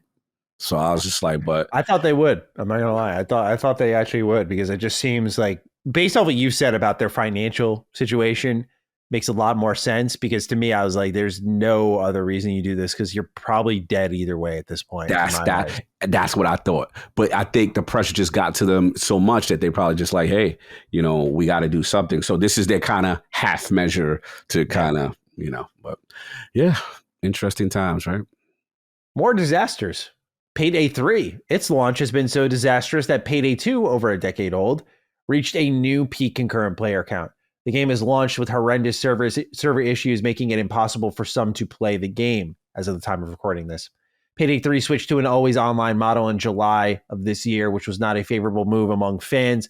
Tobias Sjogren, I apologize if I'm saying your last name wrong, sir, the CEO of Starbreeze, dropped an apology on social media. Quote, "We are so sorry that the infrastructure didn't hold up as expected, and although it's impossible to prepare for every scenario, we should be able to do better. We work tirelessly until we have restored all services and our players can get back to heisting again without issues," end quote. So I have yet to play this one, but Cog, I know you tested the beta. Is this as bad as it seems? Based off what you played, are we missing out is really what I'm asking, but also what do you make of Another always online game going down the tubes here. Yeah, this is where we at. For what I played was fun. Again, I'm not a PayDay connoisseur. I didn't play bad pays before, but I could tell it would be a cool game with friends. And it's unfortunate because, when you can't even get it, like it's one thing with any live service or cooperative game on day one, you kind of expect it's going to be a little bit of haywire, but then you figure a couple hours, things settle, people start to queue into the servers. But this is a 4-player cooperative game, and it didn't seem like they were prepared for what happened. And I don't know if obviously the Game Pass situation is a new influx of players as well, so their network infrastructure clearly didn't hold up. This is unfortunate because I'm hearing like what's people going back to PayDay 2? Like it's spooky. Like we got to be real. So they need to get ahead of this. They need to get ahead of this. That's a Halo Infinite Master Chief Collection type scenario there. So they got to get ahead of that. Fix it out. They got ahead of it. So I was shocked to hear all of this, and hopefully they'll miss the moment because look, we're in the age right now with all these games come out. You miss your moment. Yep. It's out of here. It's too many blockbusters coming out in between. So hopefully they're able to resolve their issues. Capcom, when speaking to Japanese outlet Nikkei, talked a bit about game pricing, something Colin referenced in our crossover episode. Here's the quote. Development costs are around 100 times higher than they were in the days of the Famicom, but the price of software hasn't risen so much. There's also a need to raise wages in order to attract talented people. Given the wages are rising across the industry as a whole, I think the option of raising unit prices is a healthy form of business, end quote. And do note that almost 100%. Capcom charges $70 for their games, right? I believe so. I got you. Hold on, I'll check. Yeah. Let's check GameStop. Let's throw in Resident Evil 4 remake in here. See what we got. Why did Resident Evil 3 remake? Come on, Capcom, or whatever the fuck your name is. GameStop.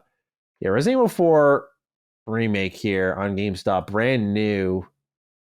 This is a horrible gauge. It's $40. Now, come on now. Oh, what it is it says. Well, I see an article from Tweaktown, and gotta be careful now because it's a little. I'm just telling you what we read at the time. Yeah. From Tweaktown. Shout out to Derek Strickland. He says that Capcom may start charging $70 for new games after all. So I'm under the impression that they have been, it says they're amongst the last publishers to avoid the new $70 price hike. Wow. So this is what it is. That was just, I was going based off quality. I thought they were shipping at 70. I'm like, you look like you spent a lot on this, and this game's really good. Like, you should collect your money and then some. Yeah. Kudos to them for holding off. I mean, they got to go up to 70, bro. Especially when 2K is charging you 70. Come on, Capcom. Join the fun. Join the fun. Join the fun. Charge us some more. I'm impressed that they've held out. I didn't know. I thought I just assumed, once Sony, then Microsoft, I'm like, okay, everybody's doing it now. Yeah, right. I thought it was an open flood. The dam is broken, right? But wow, I didn't know that they held out. I'm very surprised, based on what you're saying here with that information, that they pulled the trigger on RE4 Remake after all this time and didn't do the max capitalization on it. Not to be corporate card completely, but that was a missed opportunity. That's your baby. A lot of money you left on the table there, guys. Holy shit. Shout out to them for staying strong on, thinking they could survive with the old model. But now you hear the chirps now. Yeah. Prices are too low. So now these financials are coming back, right? And it clearly is not to their liking. Yeah, because what was the only thing they've delivered that really feels like to some, and I don't even think it was a miss, was Exoprimal probably. Right. And I think that one was priced accordingly, but I think they could have got away with $70 on RE4 Remake, Street Fighter 6. Street Fighter 6 was amazing. Yeah. Like Street Fighter easily could have been that. No one would have batted an eye. But I am surprised they were one of the last to not. Cog, this one is for the home team. Yeah. This is all you. Meta's new Quest 3 VR headset can access Xbox games through Xbox Cloud gaming streaming. Sir, your thoughts? Do you have any insight on this? I do. It's funny it came up because obviously the Quest Connect came out, the Quest 3 reveal. Obviously before there were talks in I believe a previous Connect where Satya Nadella came on stage and was kind of like, hey, we're working with Meta and we're going to be bringing Game Pass to the Quest devices. And Kaga is part of the we call it dog fooding internally, which is testing the functionality. And I have to be honest, I came in very skeptical, man, because I'm like, gotta see, what I'm saying. Mind you, I'm playing on Quest 2, Quest Pro hardware at the time, not Quest 3, and I played multiplayer Halo Infinite, very impressed. Now, granted, caveats. My connection at home is really strong. You know what I'm saying? So I'm, gig up, gig down, whatever. Nice. So I'm moving. I'm the ideal situation. Yeah. But I will say, I did not notice any perceptible lag in multiplayer. So that really impressed me. And obviously, I have my glasses. You synergize with your Xbox controller. And yeah, I was rocking and rolling. So to me, it was like almost like a TV substitute in a way, right? Like and I was just able to play where I want to play. So look, it's probably going to be, the use case is going to be interesting. I'm very curious to see how, people will adopt to it in VR, but I will say this is a different marketplace, the VR guys, right? And again, we talked about in the Defining Duke Ultimate, for Xbox, it's all about the screen, right? It's all about, hey, we got a controller. We sync our controller with anything, right? What was it? Siebel, codename Siebel, right? We need to get an official pronunciation on that one. We need it because we butchered it. It was direct to cloud, Bluetooth, however you want to connect, we can connect you to whatever. So again, VR community, there's a subset there. Hey, let's get it out there and see what happens. So I thought it was an interesting synergy, but I was impressed. I have to admit, and mind you, this is not playing on Quest 3 and the later tech and the later, specifications, things that they got going on. So salute to them. It was fun to see an announcement. I was like, I was actually a part of that. Awesome. So that was fun.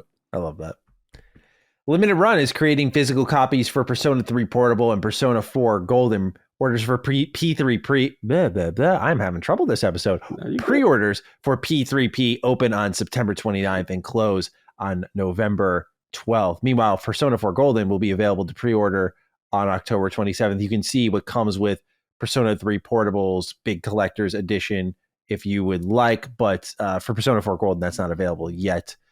Man, dude, I keep trying to swear off limited run games because they take fucking forever to send me my stuff, but then they do something like this, and I'm like, you got me, because they're hitting all the right areas. Like they're hitting KOTOR 1, 2, TMNT, Shredder's Revenge. Then they pull up Persona. I'm like, Atlas, come on, you guys could be doing this one. Atlas, really? You really have to go through limited run? You really got to do this? I mean, I don't know. I mean, they're doing a great collector's edition for Persona 3 Remake. That's also been pre-ordered. So, you know what's funny? I got to start being conscious of things, Cog, because like I have this one, at least at my studio space, I had like 3 rooms to kind of decorate. I had my bedroom. Here in this home, we have the den area. Got permission from the fiance. We can bring some anime figures out there and start doing a little mixing and matching. Very excited about this opportunity here in the household. So I'm going to maximize it. And then we got this room in here, which is already crammed with stuff. So I got to be like, I'm at that age now and that lifestyle where it's like, I got to be picky about, I used to buy all the collector's edition. Facts. But now I'm looking at this. I'm like, do I need you? But dude, they have the evoker. They have the evoker, like the gun that you put in your head. I'm like, I can't move past that. Like, it's over. It's over. I mean, and the other thing is, I mean, maybe I'll have a year and change to find some room for it. So there's also that, dude. There's also that. So you ain't getting into the top of 2025. No, I'd be lucky if I get a top of 25, bro. I still don't have my KOTOR 2. I have KOTOR 1 back here. Why do you think it's in the backdrop? I got to make it worth it. Gotta make it worth it, man. Like I wait forever for these. Wow. I got Shredder's Revenge up on my shelf. Like, dude, it's when they take forever to arrive. When they do, I'm like, oh man, oh thank God it's here. Everything looks good. I don't keep them sealed anymore. It's like I waited forever for you. This is a me moment now. This is not about the collection anymore. Like I'm actually though, Shredder's Revenge. They did a cool ass thing. They made like the action figure packaging, how that works. Yeah. They did that with the copy of the game. So they have the action figure packaging, and then they got the TMNT Revenge on PS4, dude. So nice. That's the thing, man. People are like, why do people still shop at limited run? I'm like, I get it, they suck, but dude, bro. Quality is so good. Like if So I had to good. do limited run of my physical games, I'm like, I'd probably turn to them because I'm like, you Yeah, make dope shit. Like that's what people want. bro. I remember doing what is it, the Streets of Rage 4 with them, I think. It had the classic Genesis hardback, like the whole imagery, like when you bought it, I'm like, man, the attention to detail was amazing. So yeah, it's a nostalgia dream. They really, you could tell they're fans, and it's a love letter to the actual franchise. Now, Cog, we move to Star Wars. As fans are amassing a class action lawsuit towards Aspire over the canceled Knights of the Old Republic 2 DLC. So for those who don't know the backstory on this, Knights of the Old Republic 2, yes, the game from 2005, was supposed to get DLC with its Switch re-release. Aspire promised that they were going to do the restored content mod and bring it over to console players to enjoy. This was announced June 22. The game came out, and it wasn't until June 2023 that they announced that they were canceling it, when the promise was in Q3 22 that they would deliver this DLC. And mind you, no updates in between. As someone who covers Knights of the Republic whenever anything happens, no updates at all. People were anything that Aspire tweeted about, posted about, video, anywhere on social media, the answers were always mega ratios saying, give us a KOTOR 2 update. What's happening in the DLC? They gave us none. Then the DLC got canceled. And a lot of people are like, I bought the game for this. So I'm no legal expert.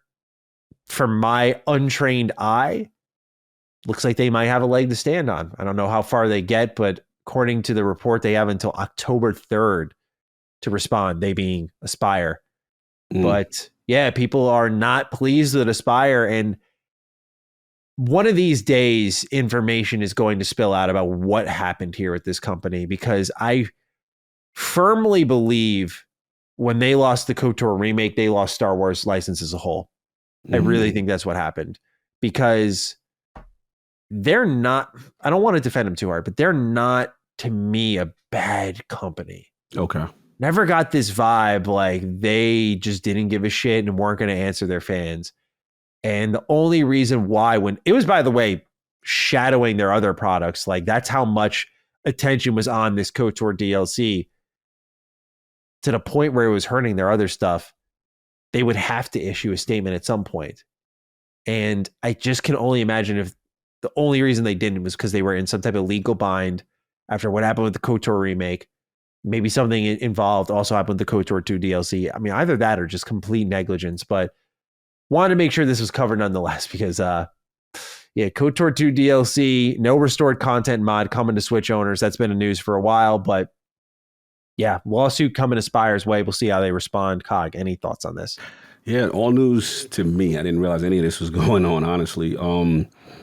Yeah, this is unfortunate, because if you pre-ordered and then, you had your intention to pay, and then they cancel, what happens? And then it looks like they gave offered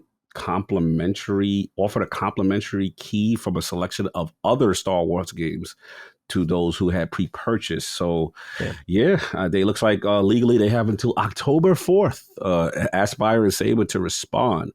So yeah, they're looking for payout, legal fees.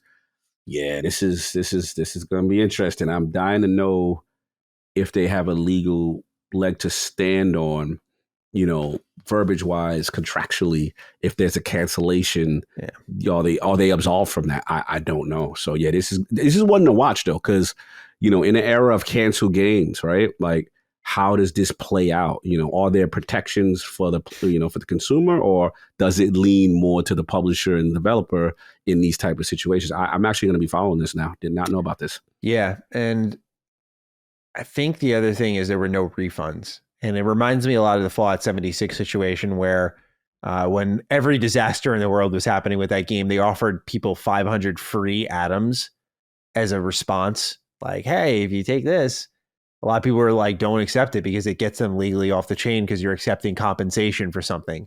Mm-hmm. And like, that's how they're going to get out from giving you your money back. Right. And it sounds like the same thing here, where they were like, you can have KOTOR 2 on Steam, go download the mod over there, which because he could, and amongst other Star Wars games that were on the list that they had ported. But they weren't giving you your money back. No siree. So that's what's going on with my beloved KOTOR. Not much good news in that realm as of late. Hopefully with the re-reveal one of these days from Saber, it looks as great as I dream of in my head. Cog, this next one, very excited to get your thoughts on this. Hideki Kamiya is leaving Platinum Games in October. This is really the face of the company, the one who defined the company image, really. I mean, this was the guy that built all of their most popular IP, and now he's out. So, Sir Cog, you were one of the few who was honored to be able to interview him. Yeah, you managed to break that barrier down that is often blocked, if you will. Yeah. So, you, sir, the floor is yours. What do you make of Hideki Kamiya leaving Platinum Games, and what does this mean for the future of this company that we've said for a while feels like Xbox is lining them up at certain times because of just you always talk about the weakened position from your point of view, and this is definitely an opportunity in the making. But what do you make of it? Yeah, this is interesting because he's extremely outspoken. Obviously, most already know one of my highlights was to interview Platinum Games. Interviewing the kind of Japanese developer. I think it was right around the time Wonderful 101 came out, and they were promoting it, and it was a highlight for me because again, I do, as much as Platinum has some up and down recent history, they do have some extremely beloved games, and man, it was a pleasure. He's in person completely different than his online persona, kind of thing. And I knew for a fact he understood exactly what I was saying. And, what I'm saying? Like, I could tell, like, we was rocking. And shout out to Gene, shout out to Hector. That was one of our more difficult interviews because we had to do the translation and work with a translator. I had to interview. So I was proud of myself. That was one of my moments. So I was proud of myself to do that one. But look, this is very surprising to me because if you read his statement and you read their statement, it sounds interesting. So he goes, as announced on the Platinum Games Twitter account, I'll be leaving Platinum Games in October. This came after a lot of consideration based on my own beliefs and was by no means an easy decision to make. However, I feel this outcome is for the best. I will continue to create in my Hideki Kamiya way. I hope you will keep your eyes peeled. So to me, again, I can only infer it feels creative. It feels like you have a vision and they're not going with your vision. And, look, this guy's made some masterpieces, but there's some flops in there too. Right. So who's taking responsibility for what? It does feel like a creative thing. I can only go, again, I'm just looking from the outside in. They know better than me, but that's how, and we know he's strong-minded based on, the way he interacts with certain things, who knows? But I do get the sense, because their statement is like, we regret to announce that Hideki will be leaving. We're truly grateful for his creative ideas, leadership, and we believe that he will continue to succeed. We believe that you would go do your thing over there. That's how I read it. Like over there, we look forward to seeing you over there. Like we wish you the best. It's even though they try to play the corporate cordial, it sounds like, bro, I'm not feeling you. You not feeling me. We're going to have this mutual divorce and I'm going to go over there. You go over there, y'all Platinum. That's how I'm going to read it. I hope I'm proven wrong. But yeah, this is interesting. I'm now curious about the future of Platinum. I'm curious if he now starts off Kamiya Studios, right? And he gets his own team. And let's see who's the true brainchild behind the great stuff versus who was messing up the pot. That's how I look at it. I got to be honest. Yeah, the truth is about to spill out. There's no doubt that Platinum Games needs their next game to be a win.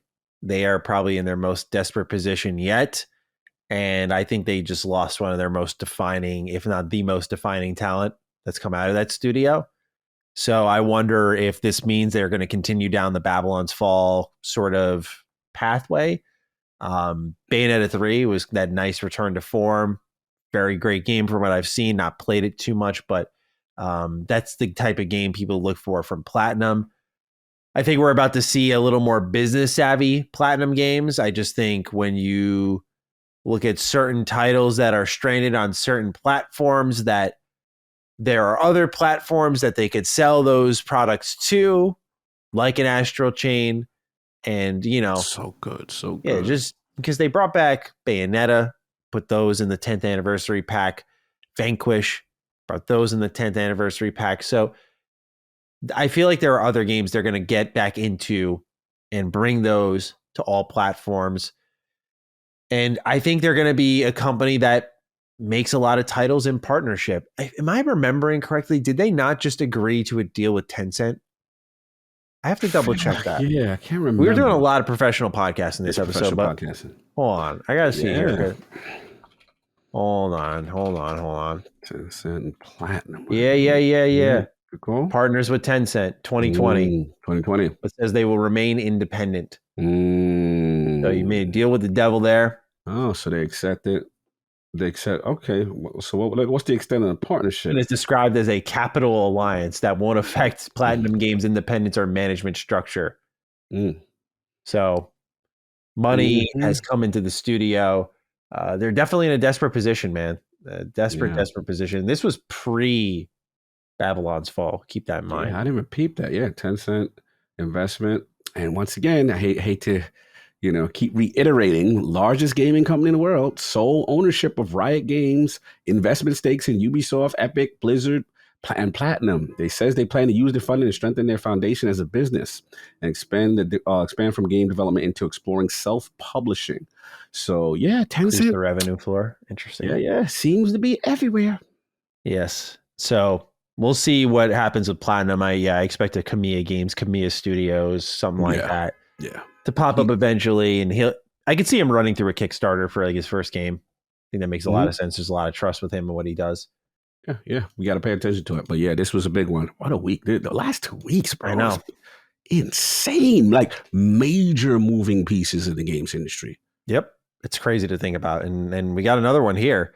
Turn 10's Dan Greenawalt spoke on Forza Motorsport's live service concerns. He said, quote, "Our approach right now is to not make a games as a service. This is a massive game and it's launching for a $70 price. And there is a premium add-on. This is a massive AAA launch. So it's not actually becoming hey, launch small and build over time. It's not a service game. This is a AAA game. The thing is, it's being supported with a backend that's more connected than ever. And gamers are more connected now.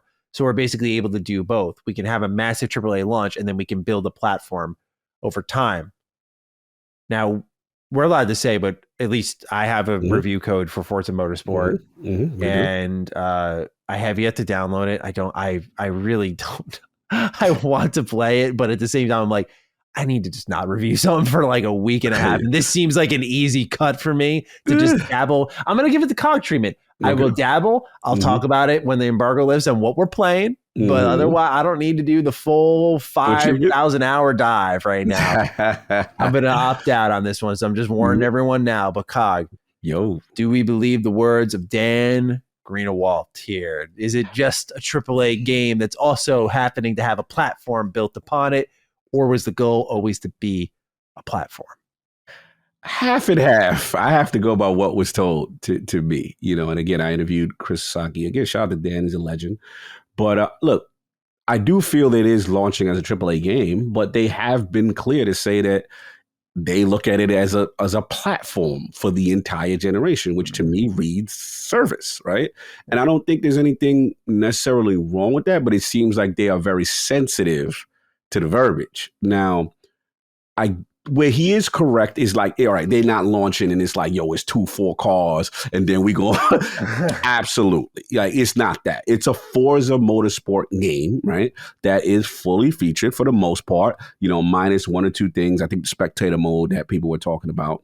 But for the most part, it's a fully featured. You got your cup, you got all your major things in there, and they look to something to add over time. I think that's where the discrepancy is here. They don't want to be associated in the, this is a Fortnite kind of thing. You know what I mean? Like we giving you minimal and then we going to add and then you're going to get the full product kind of energy. But we also have to say that you are live service in the sense that we have on the record, you're saying there's not going to be another Forza Motorsports this generation.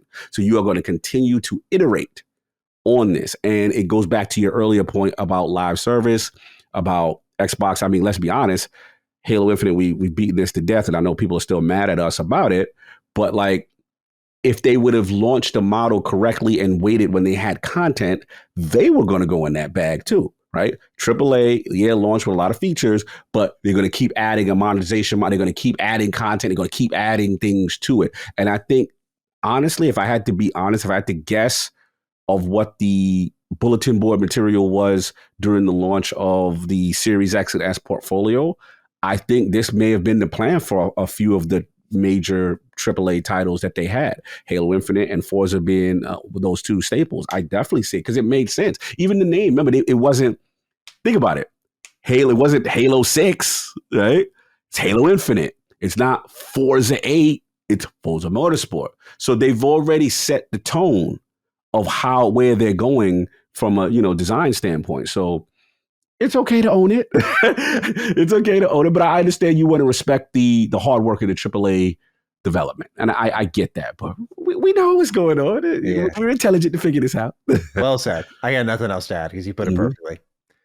So that's it for the news right now, Cog. It's time to get into a pretty meaty section of what games we're playing because we both have quite a few here. I'd like to hear from you first. Yeah. Sir. Went back to MK1. Obviously, I finished it. I did want to go back because can't spoil, but the ending does something a little different. And I had choice that I wanted to see if I do another choice, how does that impact? And I was very impressed. It was very different. And I was like, oh, okay. So they put a lot of work in. Is what I've seen. And then again, have you ever played Injustice 2? Because they did that too, by the way. Oh, I have not played Injustice. Check it out. 2. Injustice's first story, really good. Like they were between that and MK9, they were just in a special era of like making really good fighting game stories. But yeah, Injustice 2 has 2 endings that you can see. So in case you ever want more of NetherRealm, that's a good route to go. The stories are great. I will say something. I gotta try that because it's so cool. It's so dope. They did something with Aftermath. Remember, prior to this, right? That is so dope that I've never seen done before as far as the way they implemented it in a story in the new game. And yeah, they cooking with fish grease, bro. Like they out here, man. Like it's so well done. So yeah, I had to do that, get some clarity. And then I'm doing that mode with, I call it the Johnny Cage's house mode. You're in Johnny Cage's house and you're going through, it's like a top down view, and then you have all these special fight and parameters and things you got to do, special challenges and stuff like that, where it becomes just straight up Mortal Kombat, but they're giving it under the guise of you're in Johnny Cage's mansion with some, it's like a narrative component. It's hilarious because Johnny Cage is narrating while you go to each stage, and it's funny. So it's them being silly, but I like it. It is actually fun. You unlock a lot of stuff, and that's where I want to get some of the in-game stuff, that because they got some Kung Lao suits that I need. I'm like, man, this turn is fire. So I'm still playing. I thought I'd be done completely with it, but I'm like, nah, I still feel it. So I still got a little bit more before I completely am done with it. And then surprise, Destiny 2.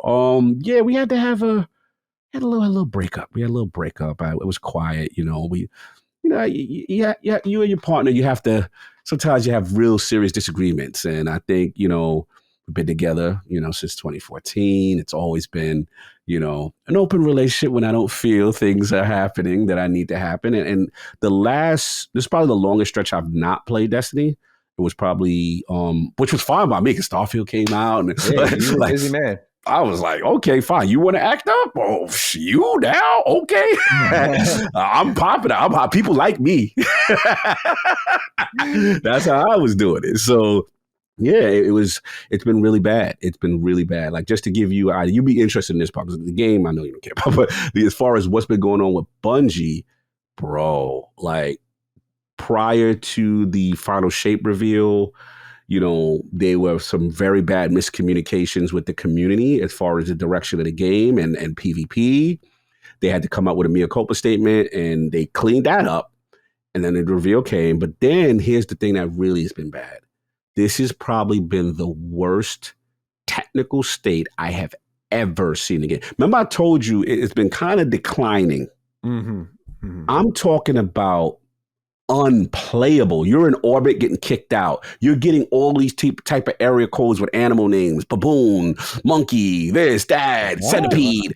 Bro, then they had a bug that was so game breaking. They have crafting in the game. People found out that whenever you craft any of the new weapons or any weapon, you can add properties to it that wasn't supposed to be there. So people were having shotguns and shooting people like rocket launchers in PvP, one kill. Bro, the game was completely broken. Like, you unplayable, a disaster. Like, and everybody's like, oh, Bungie gonna have to hit the emergency call, because they've done it one time, maybe 2 years ago, when the game was so bugged, they had to take the servers down for about a day or two and do what's considered a rollback, a server rollback. So everybody, oh, that rollback about to come. We ain't gonna be able to play, because once I saw the game like that, I'm like, oh no, I'm not playing that. You know what I'm saying? I was like, I'm not going in there and getting whatever. So they actually owned it and said, hey, we understand what's going on. We have your fun. We have another solution that they're gonna fix. So it's been about 2.5, 3 weeks of the game being completely unplayable, completely unstable. Wow. It's been a disaster for them. Like, it really has. Wow. Like, the player count, terrible. I mean, for them.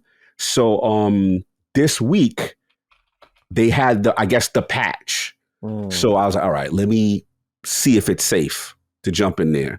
People talk about you couldn't even fly to the tower without getting bumped out and sent to orbit and crashing. I'm very surprised. Bro, why do you think I haven't talked about Destiny for a while? I thought you were busy with Starfield. I'm going to be honest. I was, but Destiny would always be, look, that's not, that's the bull. Like, we have an open, they know I'm going to be back home. I'm just doing my thing right now, like how we do. You know what I'm saying? But when you back. So I wasn't, not with that situation.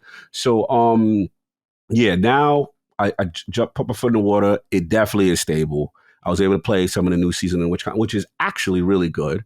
But they've done a lot of damage to themselves. But I will say the story is fun. I want to see where it goes. So it felt good to be home for a little bit and get my shoot on. That's it. And the other thing, surprisingly, even though I know the Nintendo community is mad, I think I got combined hate by the Nintendo community and the Xbox community. But I'm a huge F-Zero fan, and I know this is an Xbox podcast, but that was one of the games that I've always felt, and I guess this is why another reason why I feel strong about this topic with Nintendo and Xbox. I always feel like if Nintendo had power, Maddie, oh boy. Like, because to me, the last time I felt that way, and this is me showing my age, is when I saw Super Nintendo for the first time. And they had a thing called Mode 7, which was 3D graphics. And remember, this is a Sega kid, Revenge of Shinobi, the Sonic, the 2D. Bro, I remember seeing Mode 7, which was 3D scaling in video games for the first time. They had a game called Apollo, and they had a game called F-Zero. Maddie, it was so game-changing. I went home after going to King's house, because King had the Japanese import of the Super Famicom a year before it released in the United States. And I sat in his house, and I looked out, I'm like, I want to throw my Genesis right out the window right now. Oh, no. Like, did you ever come back to your home in disgust after you see something super dope at your friend's house? Yeah, for me, it's like games in particular. Like, I just didn't have the cool games. Like, I would always get like the THQ license games and whatnot. It's like, that was like the main thing I grew up on. But like, I go over to my friend's house, they had like X-Command Mission and stuff. And I'm like, man, that library is so nice. So when you finally got a winner, you held on to it. Hell yeah. And back there, Cog, young Cog, didn't have no income like that. So I'm living through King for my enjoyment. And then I get home and I'm looking at my little Genesis, my little whack collection. I'm like, my Genesis ain't doing that. Like, because I saw the next level. It was the next leap in graphics. And so F-Zero represented that. It was a racing game. It was futuristic. It had scale. It was so much fun. They had like this it's like serious Mario Kart. So basically, you go around, you have these futuristic vehicles, and you have your paddles for your shift, so you need a skill for that. A little bit of Wipeout inspiration, a little bit, or maybe they came out before Wipeout, but I can't remember the time. I think they maybe came out before. Yeah, they definitely came out before Wipeout. So, but the thing that was cool is you had this energy meter, and when you go around the lap, there's a thing that you can refresh, like a pit stop thing, and it will kind of refresh your energy. But what they did in the latest direct is they made this thing called F-Zero 99, which is they turned it into a battle royale. So at first my nose went up in the air like, oh no, what are y'all doing? No, bro, I didn't realize this was the game I kind of needed, bro. It looked fun. It looked fun. Bro, they pulled it off, man. Okay. So, yeah, salute to Nintendo. It's rare I give them some love, but I had to give some love because I've been playing the hell out of this game. It's the most my Switch has been getting run in some time. Mm-hmm. And yeah, that's been pretty much it. So it's been those three for me, MK, and then finish up Destiny, and then F-Zero for a little bit. I just need a little palate cleanse that I'm going to get back to. I just got to finish up a couple of quest lines in Starfield just for, because we got things we got to do. So I got to, yes, and I got to finish up. October is coming. Okay, cool. Yeah, so I'll get that done. Because I got most of the stuff, and then that'll help me clean up. Because now that I did New Game Plus, now I'll be able to get the achievements that I missed because of, unfortunately, when you're a reviewer. So many achievements. I modded. I had a review code. So yeah, my achievement progress does not match the hours I put into Starfield. I guess I got a reason to go back again. Eventually. You know what's the most embarrassing achievement that I'm unable to get because you played a review code? Your achievements are disabled at the beginning. The one that says fly into space for the first time. Really? Oh, bro, no. It won't pop. And I'm just like, oh. I didn't even know that was an achievement. Yeah. And I'm like, it's like, I didn't. So someone look at me like, oh, he played a game. That's the unfortunate reality when you review games. A lot of times all that stuff is disabled and you can't get that back. So a lot of dudes looking at your scroll like, that's what happens. So those are sacrifices you make for us to give you the content early. Just check that hour count. Check that hour count. Yes. There you go. All right, I played a plethora of games as well, sir. I'm sorry, is there more you wanted to say on F-Zero? Oh, no, you good. That was it. I played Final Fantasy VIII, and that is done. And I spoke too soon. You were super high last week. It was. The first half of this game is awesome. But it's like the second half felt like a totally different game, man. It was... Oh my God, like it just takes my breath away how fucking ridiculous this game gets. I don't want to spoil because after hearing what we talked about on DD Cross Sacred Symbols where they had to be careful about a Final Fantasy VII spoiler, I will not ruin Final Fantasy VIII for all of you in case you ever want to play it, because for me, I was really excited to go back because I'm a Final Fantasy 13 defender. So when I hear underrated, underappreciated Final Fantasy game, I'm like, you're speaking my language. I get it. Like, I totally get that.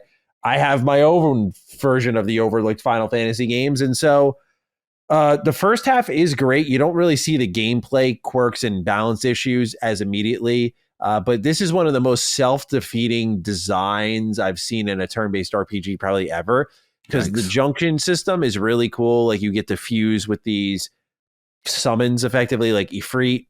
You get to attach magic spells to them to increase your stats, your elemental defense or attacks or status effects on your attacks, protection from status effects. So instead of armor, weapons, accessories, this is the path that they go.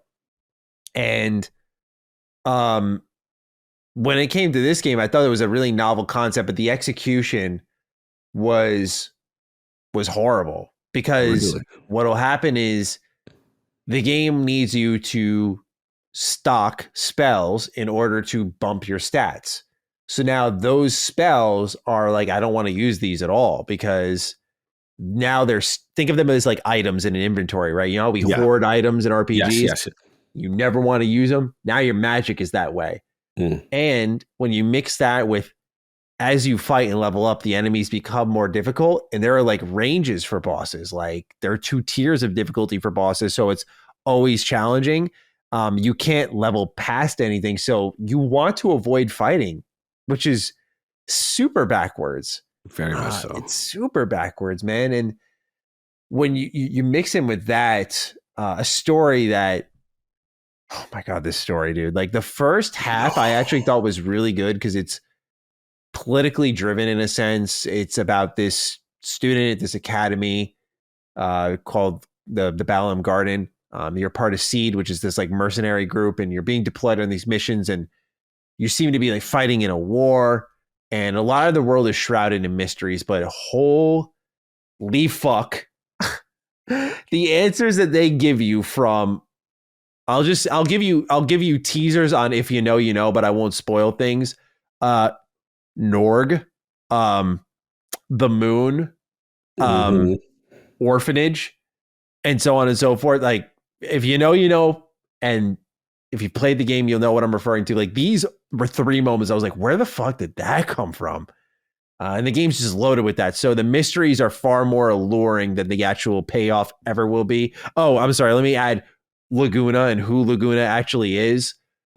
Just this game, man. I'm like, wow, I kind of get it. And I am, again, a defender of Final Fantasy 13. So I was very taken aback by how this game went left on me. Like, it was really like had me in the first half. Truly had me in the first half. That's a good one. So I moved on for Final Fantasy VIII. That's done. Okay. I'll have a full retrospective breakdown on Retro Rebound, which with much more detail if anyone wants to check that out, because I don't want to eat up like half an hour to 40 minutes on just that here. Starfield, I'm done with that too. Final faction quest line done. Ryujin Industries, really cool. Yes. Really cool. Yes. Love the acquisition seasons in full effect in the Ryujin Industries quest line, it seems. A little art imitates life, it seems. I got a good kick out of that one, but now that it's done, Cog. Yes. My criticisms have solidified. Okay. I do not like the game flow for Starfield. I love Starfield. If I look at it as the Bethesda Pantheon, you know, Fallout, Elder Scrolls, Starfield falls to the bottom for me.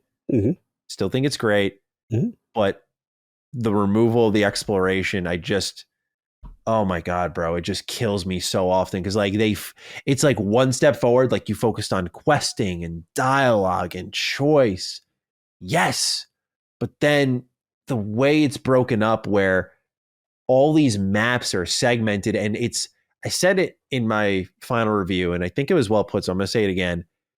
On paper, content-wise, what's in there, Starfield is Bethesda's biggest game ever, but it feels like they're smallest because you're just going from here to here to here, and there's no connective tissue, no seeing the scale of things, and everything that surrounds you is procedural, so it lacks impact. So it's the first ever BGS game that I've been playing, and I'm like, yeah, we're a couple mods away, couple updates away from something special here. And people can call me a fanboy all they want, but look, like, I never felt that way about anything, even Fallout 4. You know, 76 is beyond saving, so we're going to scratch that off the list. But I never felt that about their games. Like, this isn't enough for me. Like, I need more here to be fixed and changed to match my taste. But it made me realize they kicked out of this game. By the way, the one element that I think fits the game the most out of all their series, like, you could get away with Fallout, Elder Scrolls not having a ton of exploration and making them interesting games, and I think it would work just fine. But Starfield, a game about what's out there, that is the term they said, what's out there, explore the stars, and there's fucking no exploration. It's fast traveling. It drives me up a wall because everything else around it, Cog, is so good.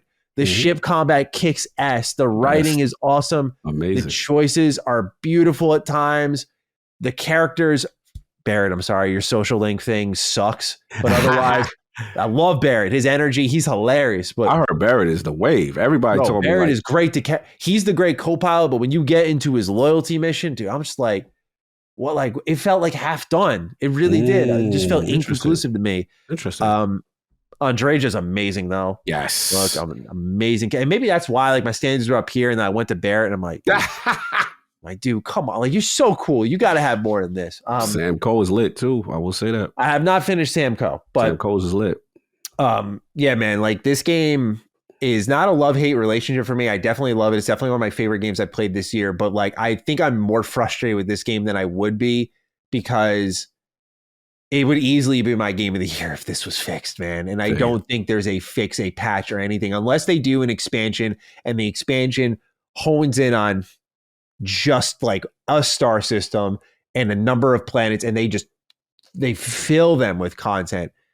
Then we might be cooking with something, but I'm not holding my breath, man. I just am stunned at how much they have pushed towards procedural. Like, at one point, like, Skyrim's Radiant quest line was where the line should have been drawn, but then you get Fallout 4 and all of it's like, I got another settlement I'm working on your map, and then you get the legendary weapons, and then you get that in Starfield, and it's like, no, don't carry the worst elements of these games over. Like, the legendary loot sucks, and it's awful in Starfield what you get. So yeah, man, like I definitely feel a lot more bullish in my criticisms now because I've seen what all the game has to offer. That's fair. And I feel comfortable more so voicing those, because the strengths, I think, while they take time to show, they're apparent and they stick. But for me, this is like the one thing I was just like, hey, oh my God. And so it's made it easy to walk away, which I don't like.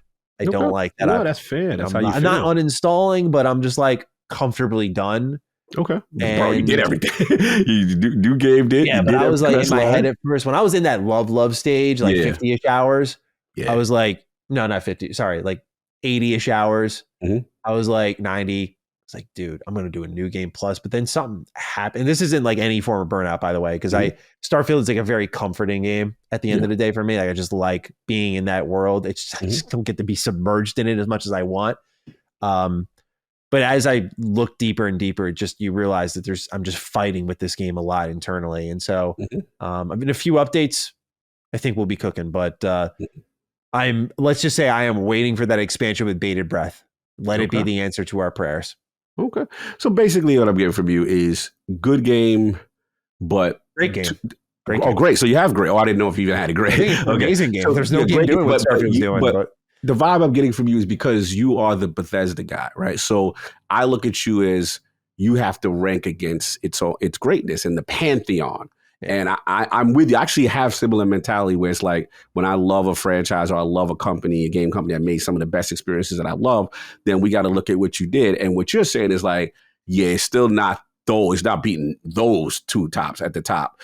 And they may be somewhere in the middle to middle bottom based on the way they handled the fast travel and the disjointedness that really affected your love from really wanting to make it higher. You just couldn't because it was just too much of a deterrent to you. I do like it more than Oblivion. I still like it more than Morrowind. I toyed with the idea of liking it more than Skyrim. No, I like Skyrim more. Yeah. I do like this way more than Fallout 4. So it's a great game. So it's third place, it seems. It seems like number 3. But there's Fallout 3 is obviously a big number 1. That's your number 1. Skyrim is right there too. Right. While Starfield would fall underneath it, Cog, I'm being real. There's a skill gap here. Let's go. There's a major gap in between down to dropping into number 3. Like number 3 on a list looks nice.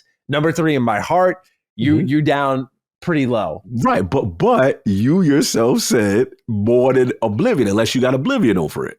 No, I don't have Oblivion over it. So then if you got an Oblivion is, I know you're trying to manifest something here. I'm just listening to what you said. You said that it's better than Oblivion, and for me as an Oblivion guy, that's high praise. So, but what you're saying, to be fair, is Kyle, 1 and 2 is like S tier stuff. Yeah. And this 3 is more B minus. You not there. The disparity is great between 2 and 3. B plus. Okay, fair enough. I'm with you, bro. A minus, B plus, depending on the day and what's happening in the game. Like A minus when you're in that questing rhythm and really get into the flow, absolutely. But it like sits more at a B plus oftentimes, which is still an awesome game, but yeah, I just fight with it a little too much for me to elevate it. But that's the thing that's interesting about Starfield is I could see me really loving it down the line because it reminds me more of Fallout than Elder Scrolls, and people know I love Fallout. So this could put itself at number 2. We'll see what those updates do. Fair enough. Last one I've been playing is Mortal Kombat 1. Cog, I picked it up, and I got to say, I did some online gameplay with a buddy of mine, just got into a private match. Have you done any online fighting? I have not fought versus yet. Okay.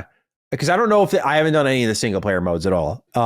We've done it play the opposite. Let me how's that? So, because I'm curious if they do this in single player, but what I love about this game is just how like quick they get you into fights and how seamless it is. So when you're in a private match lobby and you're picking characters, you see them on both sides of the screen. And what happens is once I select whoever and someone selects whoever, You see them like clash forearms. They talk to each other.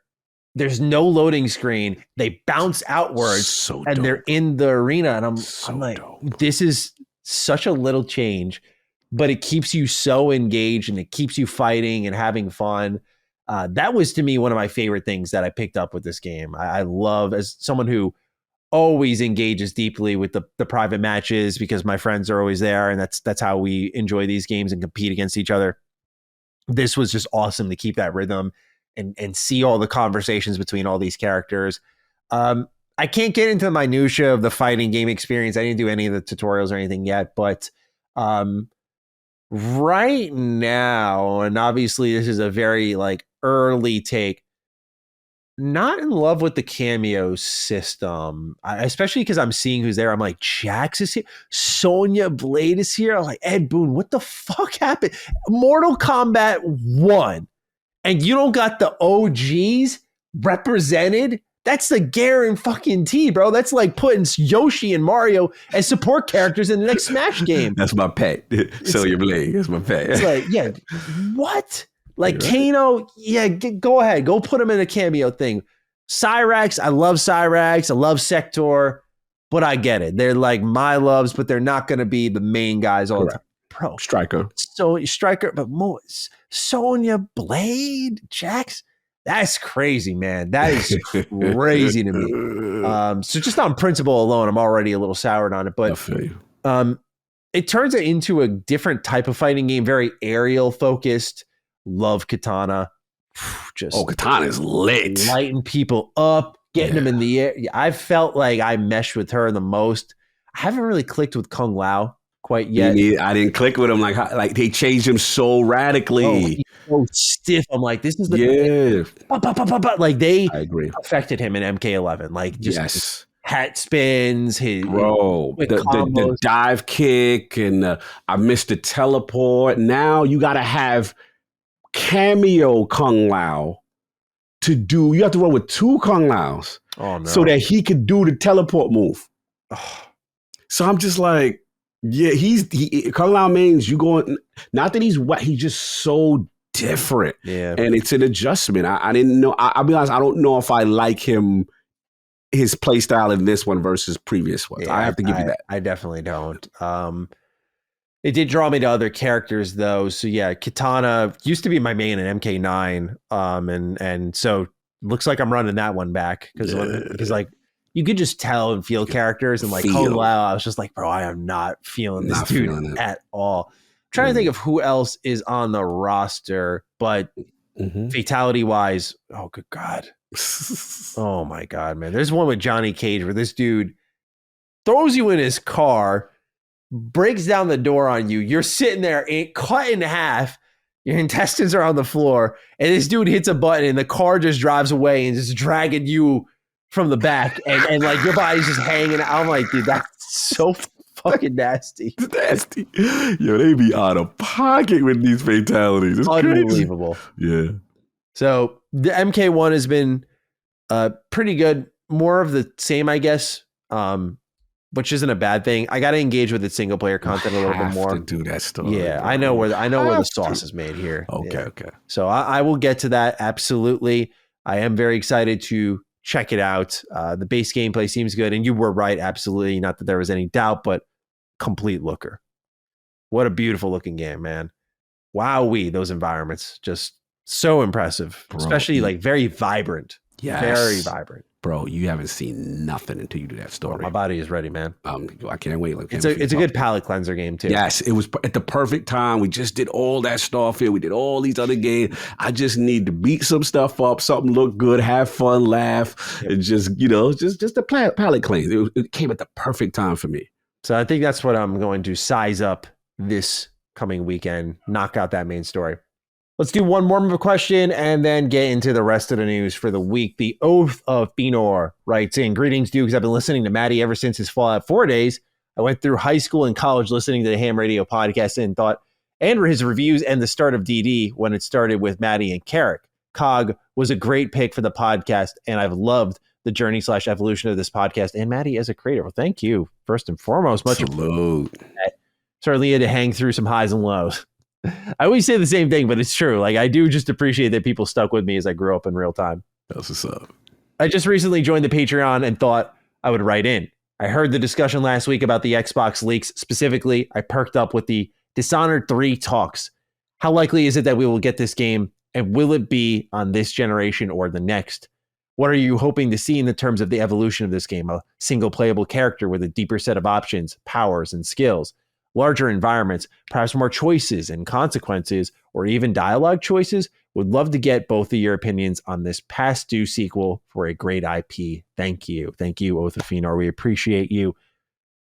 Cog, I wanted to dive into this because I've had some developed thoughts since last week's episode where I told no one, and it's still true, if Dishonored 3 is real, you can't be excited for it. Oath of Fëanor, you can be excited, right? This is clearly a man who did not like Deathloop. Clearly a man who didn't get Deathloop a 10. Shots, I love it. So just keep your flannel off. Like I said, get in line. Remember, this is an educational opportunity to you. And I will continue to say that until this game is out. And even then, you're going to hear it from me. So with that in mind, I don't think anyone will have the opportunity to learn COD because I think Deathloop 2 has filled the shoes of Dishonored 3. And I was doing some deep thinking, some deep reflection on the matter. And I can't deny this. And I know I'm repeating a little bit of what I mentioned on DD Cross Sacred Symbols, but it's important to restate nonetheless. You look at Dishonored, as much as I love it, the series was tapering off in the terms of sales. Prey did not do super well either. So you have two fantastic series here that have not done super well. Come out with Deathloop, and now it's amassed 5 million players. It's a critical darling. Even if I don't agree, it's a critical darling. And it's a game that's done really well for them. Then you get Redfall, the game from Arcane Austin, who is the developer of Prey, their follow-up. And we know how that went.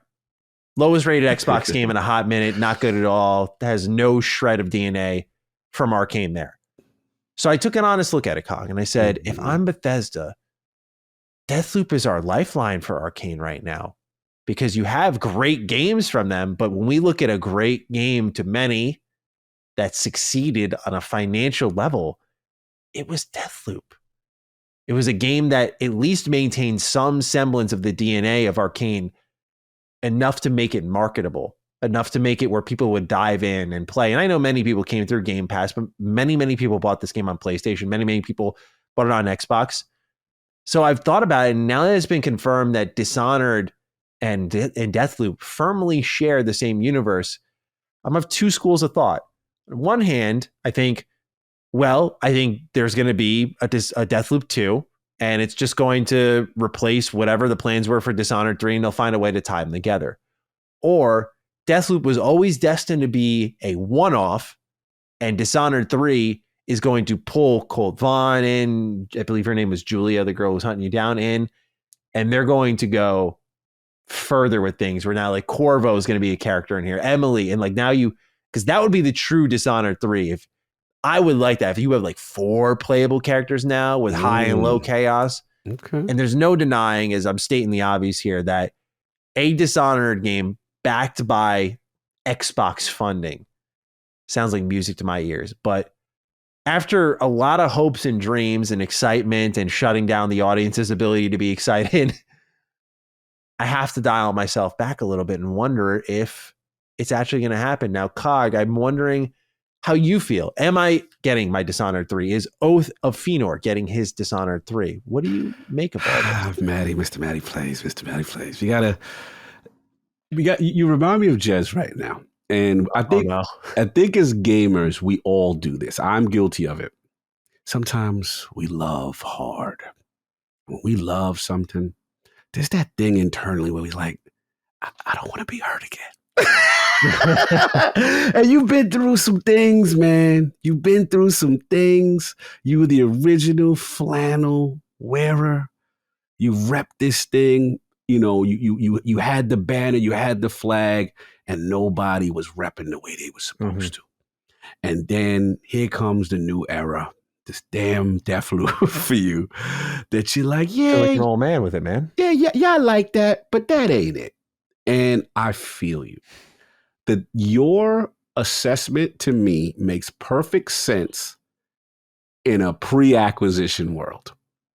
In a, Oh, so you still have hope. oh, absolutely. We gonna make a bet on the Dukes on this one. And I'll take my L. I don't If want to I'm bet wrong, against I Arcane. mean, it's a fun bet, just a fun little silly bet. No, you're not gonna be no stake. There's got to be stipulations. Hey, let's Otherwise, what's do the it. We point? got to have a friendly competition, and the reason why is this: pre-acquisition Bethesda trying to catch a wave. Yo, none of our bangers are hitting the way they supposed to. This is a masterpiece of Dishonored that we made, and nobody didn't buy that. Then we make this joint. We add a little co-op, a little time. Right? You know what I'm saying? So I get it.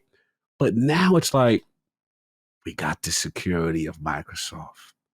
And to me, the mere existence of that game, Dishonored 3, on this list spoke volumes. It spoke that one, ZeniMax Top wants it. Two, the developers want it. And to me, healthy developer environment is, let's not do what we have to do, but what we want to do. So someone in the building is like, yo, we got to go back to the essence of what we do. And now that we've got the rent is gonna be good for, like, so we can pay the bills. The lights on, we good now. Let's create. And I think we're still good. I just think that we're a year or 2 years behind schedule. Not saying that what you're saying about Deathloop 2 isn't going to happen. I think they're going to go there, but I just think that creatively, what we've learned from developers is they want to do what they want to do. Same thing with Josh. Josh's like, yo, I'm gonna give you that AAA bang. I know y'all like the fall. I need to get this off my plate. Sawyer, remember Sawyer was like, I gotta give you this. Josh, I was not connected. Yeah, sorry, Josh Sawyer, completely different Obsidian, but it's like he had to get that out. And when you get developers, that's what they want to do, and that's why the acquisition. I'm going to talk my Lord acquisition talk, unless I'm fair. That's the beauty of why people came to Xbox, because they're like, yo, let us do what we want, then we'll sign with you. But if we're not gonna sign otherwise than that. So that's what I think is gonna happen. We can make a little friendly bet. I think everything on that list is coming. I think the only thing I will say that I'll be wrong, is I don't know what the project names are. I don't know about that, so I could be wrong with that. But I think anything that had a name, that had the time, it's coming. So you think, like, okay, so even because I look at Ghostwire, right? Let's go. And I'm thinking, like, after Hi-Fi Rush, I mean, don't get me wrong, I think it's cool as hell if they do a Ghostwire sequel. I haven't played it yet, but I love the idea of the game that didn't light the world on fire getting a second shot. But, like, when you look at, whoa, we just broke through Hi-Fi Rush. That doesn't mean you just go over to Team B and say, shut this shit down right now. But, like, hey, guys, like, I get it. It's in our best interest. Let's just devote some resources towards getting Hi-Fi Rush 2 or a massive expansion up and running first. Like, and I think the same here with especially nowadays with Arcane. It's like, in a post-Redfall world, you literally just have Deathloop on this island, and you have a wealth of great IPs, but you have one that stood out financially, critically, of course, among the rest. And it's like, yes, there is that Microsoft backbone that I very much agree with, and I've likely justified many Dream games upon that alone. But at this point, with Arcane being in such a bad position that after one fuck up with Redfall, Matt Booty was like, right now, we're not looking at shutting them down. I'm like, dude, already? They got one strike. It was one strike, and the signal shots were being fired off. No, it was disastrous. Most people wouldn't have survived a Redfall, and obviously I'm pulling for Arcane Austin, and hopefully they get some type of redemption. Leon is different. Like, Leon, yeah, they're the A-team. That's the A-team, bro. Those are them dudes. So it's weird though, because Austin could have been argued after Prey as the A-team. That was what was really crazy about all that's happened now since Redfall. Is I feel like you gotta, if they're working. I mean, the voice actor for Colt Vaughn already said that they're working under their code name still from Deathloop. So and Golden, and this is like post Golden Loop. So, I mean, I wonder. I get it. I think it definitely coming. I just think that. Here's my final thought. The reasoning to even think about adding it to your development center. What was that discussion, right? Let's take your side. Let's say it's not happening, right? What was the reason why you would even put that and not Deathloop 2 when you literally have Deathloop, Ghostwire, and Ghostwire Tokyo 2? That's fair. You see what I'm saying? Like, to me, if you're so confident there's a part of me Maybe the goal was always to pull them together, I guess. I think so. And there's a part of me that I don't know if they knew Deathloop would do what it did. And maybe that was their hedge. And like, all right, let's see how it goes. Oh, wow, they love that. Cool. But when I look at Tango and Ghostwire, they like, look, we love what we got here. We could really do something going on. And I'm in firm agreement with that. That's why I'm holding on hope. And you know what it also, I look at, I don't know how directly Phil is involved with this, but I look at Phil and Booty as far as like, especially Phil, as a gamer's gamer, right? Mm-hmm. He knows what titles will get people excited. There's certain things that's like, yo, this is why we bought Bethesda. And I could see him, especially with his close relationship with Todd and a lot of those guys over there, I could see them flexing at it as like, yo, remember this? Y'all wanted this. I could see it, man. I maybe I'm too optimistic, but I get what you're saying, though. I mean, there's definitely, I feel based off Xbox taking ownership for the failure of Redfall, there's definitely a you owe us now kind of thing. Us. And so whatever that materializes into, whether it's extra budget for Austin's next project or greenlighting a game that previously was unthinkable, whatever it may be, because we know that now they're working over at Arcane Austin based off job listings on a new action game of some kind, action RPG, immersive sim elements. So it looks like they're going back to where they should have been in the first place. They want that stain off. That was embarrassing. And on top of that, what makes it even worse is we saw the 2022 letter, and at the time, Phil was like, hopefully Redfall will be... Bro, that's an like think about it. At that point, they thought Redfall would be a savior to cleanse 2022. Ends up coming an utter disaster. One of the most embarrassing moments in Xbox history is how terrible that game was. It ended up launching at. You've got to make that right. So not only do you got to make, because remember, that proves, I didn't even think of that how how much in the dark he was. He had no fucking clue. Let's keep it a buck, right? So to me, but here's where it falls on Leon. Austin stained the name of the whole Arcane. They make Arcane looking like what's going on. So now I think that ramps up. You got to restore the confidence. You got to be like, boom. Austin, like Dinga Bakaba's pulling up saying like, yo, smudge the company image.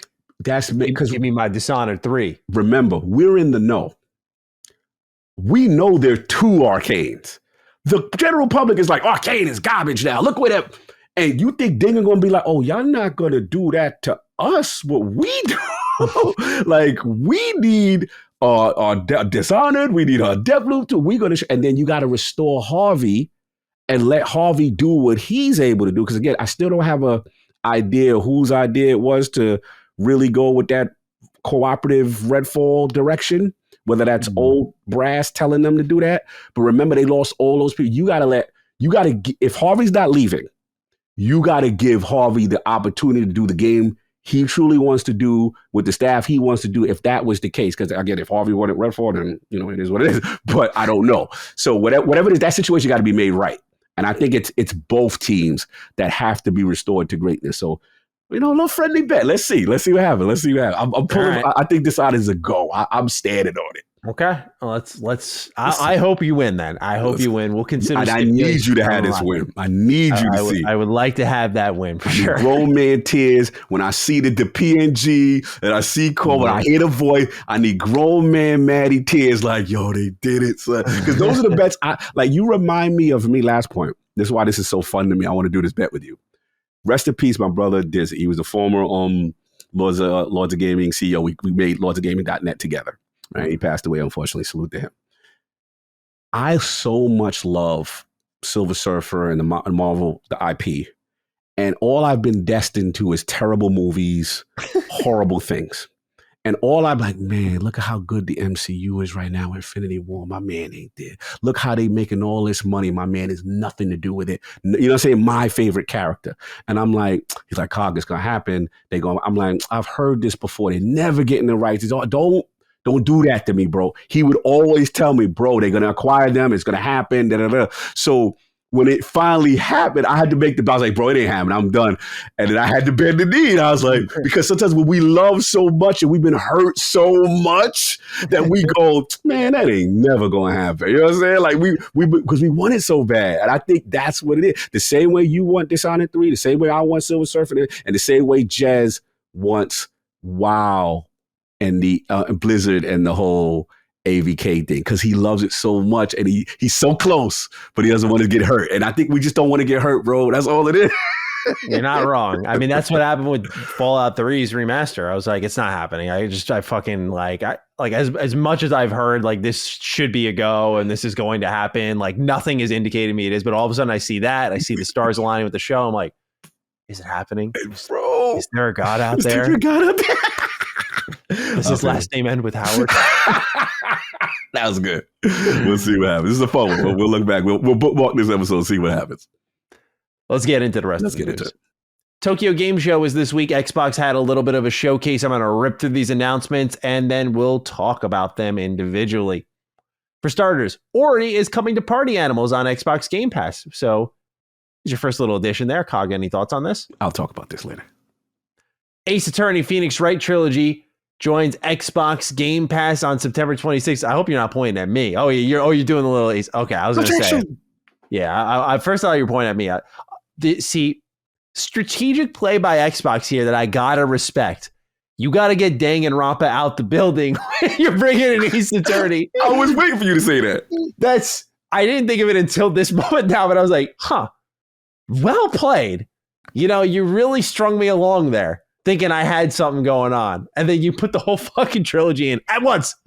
Unbelievable. But that is available on Game Pass for those who want to check it out. I've only played the first Ace Attorney. I have to see what the hell people are talking about and try more of this series. But I got Yumo Coco Head staring me in the face over there. I just don't know if I can put him down quite yet. Master Detective Archives. Okay.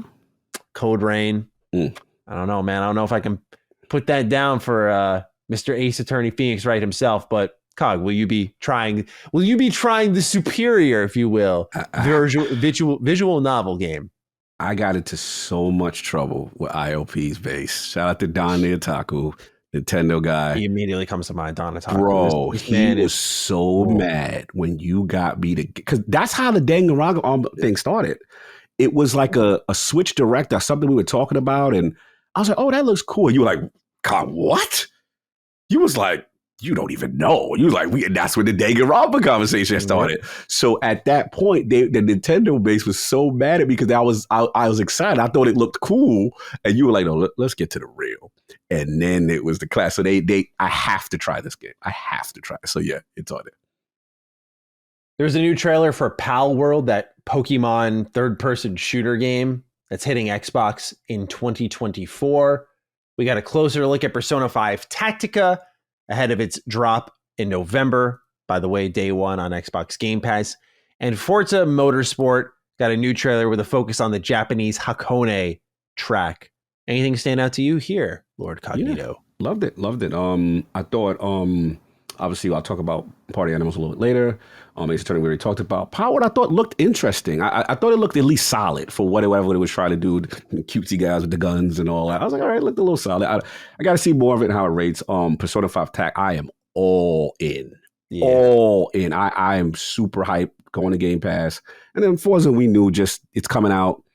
You're in the Japanese market. Show the Japanese track. They've done this one before. Yeah, marketing. I ain't even mad at that. I know why they did that. But yeah. Yeah, Pal World, I'm definitely very interested in trying, but when you look at some of the designs in this game versus Pokemon, I'm looking at this right now. This is literally Latias. Nintendo lawyers, I would be shocked if they did not have a field day with this game because it is 1-to-1 in a lot of instances. Like, some are forgivable, but there are others I'm like, what did the artist do, bro? Homework copying? Is this what we doing? We homework copying, or is just how you feeling? One more time, sorry. You feeling a homework copying off of? Oh my, yes, dude. It's not even subtle in a lot of instances. Damn. There's straight up Lucario in one of them. The game looks fun. It's very different from Pokemon in play style, but dude, this fucking game is on a creature design front. Shameless. Damn. Shameless. 4 stars. Splatoon energy going on here. Okay. Yeah. Wait a minute. Octopath Traveler 2 is finally coming to Xbox in early 2024. Sean Mason has it right. And hey, Dukes, I was thrilled to learn that Octopath Traveler 2 now has a release date for Xbox. Having already enjoyed it on Steam and PlayStation, I'm more than willing to dive into it once again on the Xbox. Moreover, Xbox's strong presence at TGS has fueled my optimism about the platform's future regarding Japanese games. Could this signify the start of a new era, a Japanese gaming renaissance on the console? P.S. We need Lost Odyssey 2. I agree with that. Best, Sean M. Thank you, Sean, for writing in. So, Cog, it's finally happening. You were correct. I made my joke about Final Fantasy VII Remake, but you were correct. You did say Octopath 2 is the likely pick. We also had Final Fantasy Pixel Remaster. Has yet to make the leap, but Octopath 2 is on the way. There was by the way, before anyone gets confused, right now, as we record this, there was a misfire. Originally, it said it was day one Game Pass. Then there was a clarification. It is not. Okay. I don't know how you make that mistake, but it is not day one Game Pass. It is just coming to the Xbox platform as of this moment in time. So, Cog, the relationship has begun. How are we feeling? Feeling good. Yeah, this is what I expected. Just what I expected. Nice little conservative pick. I definitely could get the energy. This was last minute. No trailer. We're just finding out, is it Game Pass? Is it not? So I feel this came together in the 11th hour. Let's make it right. Let's just give them this something to show that the relationship's improving. And then stay tuned, bro. Stay tuned for next year. That's my next prediction.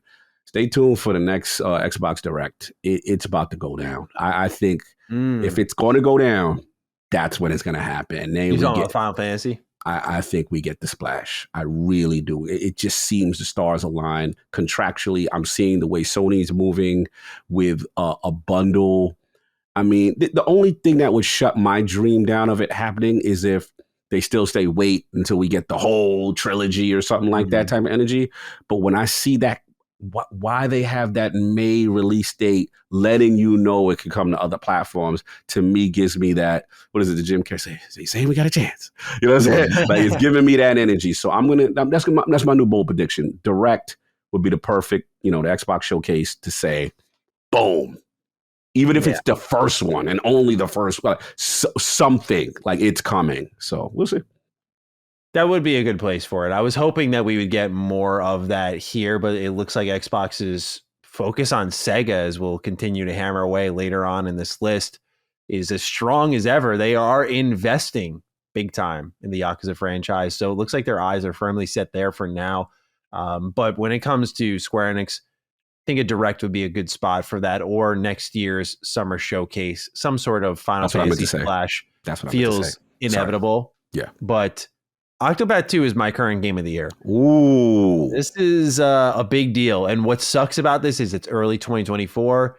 There are so many other new JRPGs and ones that Xbox is supporting heavily so, like Persona 3 Remake. It's going to be coming to day one Game Pass. Like, there are going to be some growing pains because the schedule is already pretty booked in the first part of the year. It's only going to become more stacked, more piled up with tons of JRPGs to play. As Xbox plays catch up, eventually they'll have that global unified launch, and that'll make sure they're not playing catch up, because I can't imagine the metrics for this game are going to be great when it finally comes out to Xbox. Especially no Game Pass, it's upsetting to see, but it's going to be swamped. Althea, The Wrath of a Fairy is a fantasy adventure game coming soon to Xbox. Another trailer for Miniko's Night Market, which is already confirmed for Xbox Game Pass in October, was shown off. We got another look at Persona 3 Reload ahead of its Game Pass release. And we'll stop here. Fallout 76's Atlantic City update arrives December 5th. Now, we'll talk about these other random games in a moment. But Fallout 76 decided to show its face out of nowhere. And I was like, what are you doing here? And it's interesting to see their strategy, because one thing that 76 has humbly struggled with is consistent content output. They did the Wastelanders expansion, and I think if they had more of that, even Cog, I'm gonna keep it real. I'm gonna keep it transparent with the audience. Let's go. If they did more like Wastelanders 2, 3, whatever they call it, I'd be all over 76. Because Wastelanders was legitimately great. I'll always give the game that. It felt like that unified vision of, okay, NPCs, co-op, online, Fallout can maybe work. This should have been the original vision, but the fact that it's here now and you've retooled is great. But since then, they've done Steel Rain, they've done Nuka World on Tour, these little bits here and there, because they have these, I call them, they're, for those who don't play mobile games at all, there's a term for people who spend a lot of money, whales. They're Fallout whales that fund 76 with their own hard-earned money. But because, as I've mentioned before, they have yet to go beyond that group that they continue to milk dry, they cannot invest bigger in 76. They can't make even savvy business moves to monetize it further because it's monetized to the maximum now. So they're in a corner with this game, and they need to grow it without over-investing, which is tough because you need to call attention to big updates.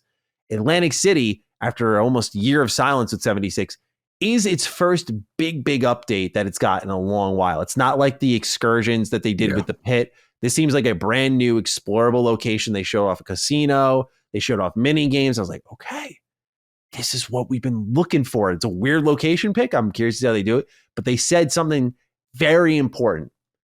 It's being split into 2 releases because there is, quote, so much content. Now, if the reason they went quiet is so they can start delivering over time, great decision.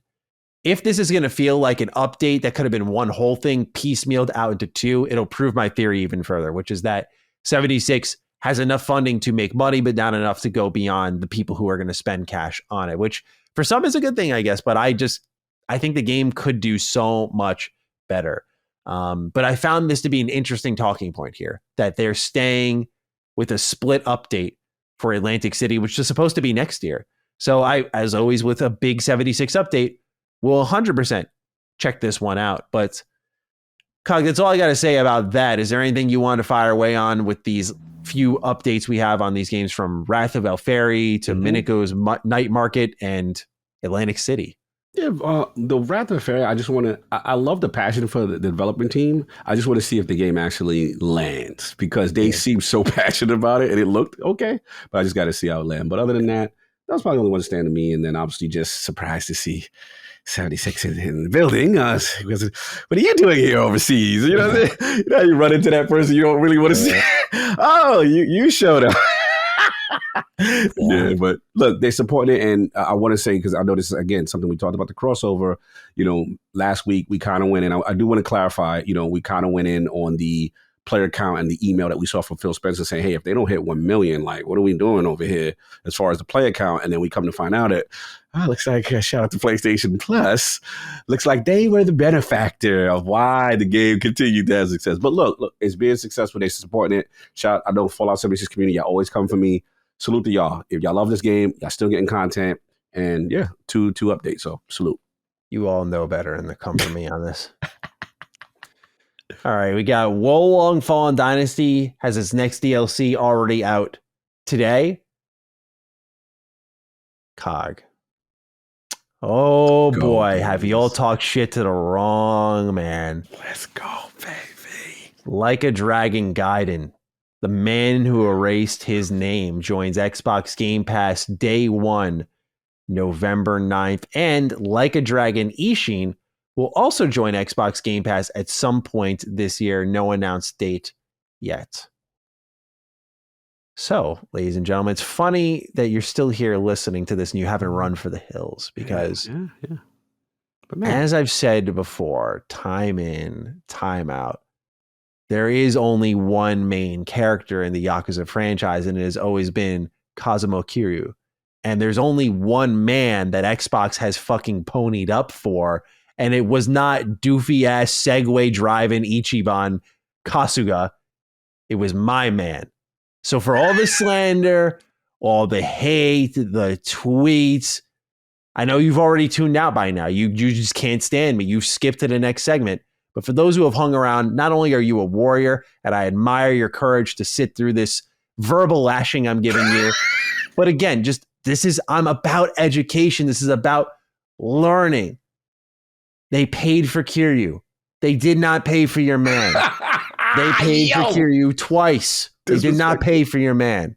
Ichiban will ride his Segway into oblivion, and the game will not get the player count that our man Kiryu will provide. Cog, any thoughts on this, sir? Yo, you wild disrespectful. Oh, man, I got to eat that. Look, it is what it is. You know, you ain't say no lie or the situation as far as, you know, ponying up for a game that may have been struggling. That, you know, now that there's a new protagonist, they got to do something, you know, because according to, what is it, Colin, we were talking, you know, sometimes they had to throw a game for a game you're not sure about, you know, one, because, you know, now that you know, we know who the main protagonist really and the fans gravitate towards, then you got the, you know, the old timer, you know, we got to still cater to him and his band. Let me stop. But all jokes aside. This trailer looks so good. Bro, I played it.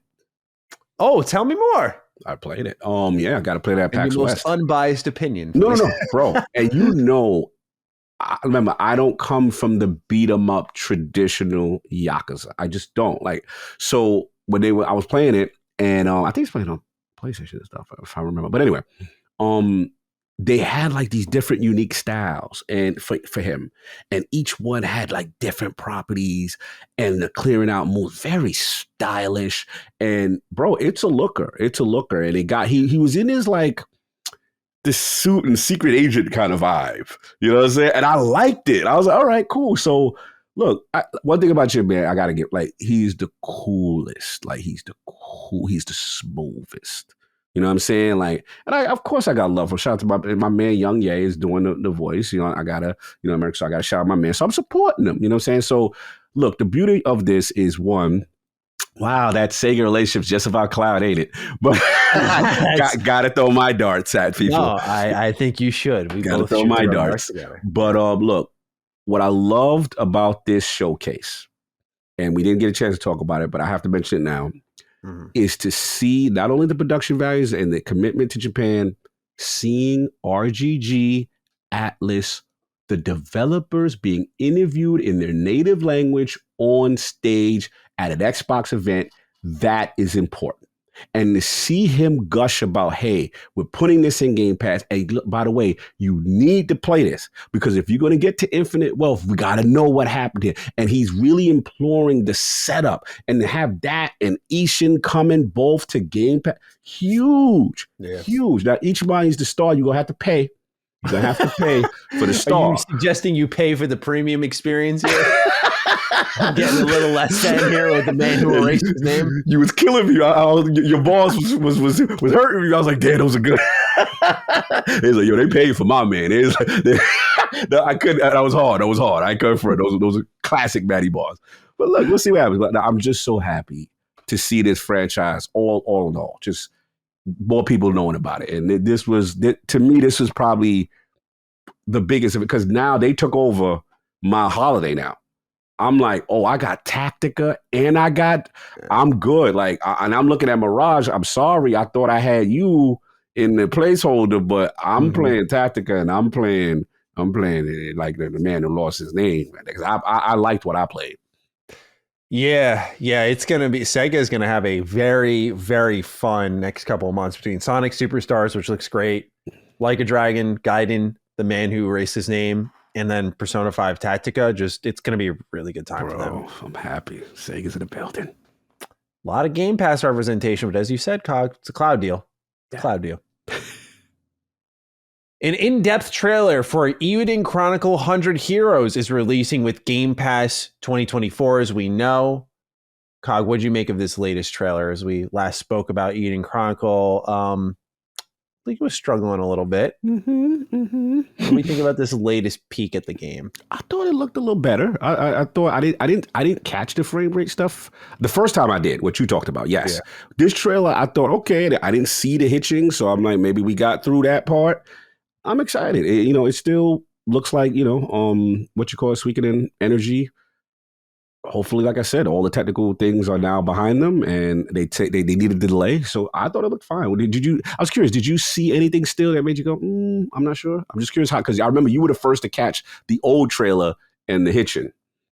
No, nothing really stood out to me as alarming. Okay. It made me actually wonder if the trailer was just like bad, right? Because this looked really good. Yeah. And I'm very, very excited about this game still. Even with all of the frame rate issues that were there, I was still absolutely going to play it. But this looks fantastic. It looks a lot more from when it was first revealed. It reminded me more of like an Octopath kind of HD 2D game.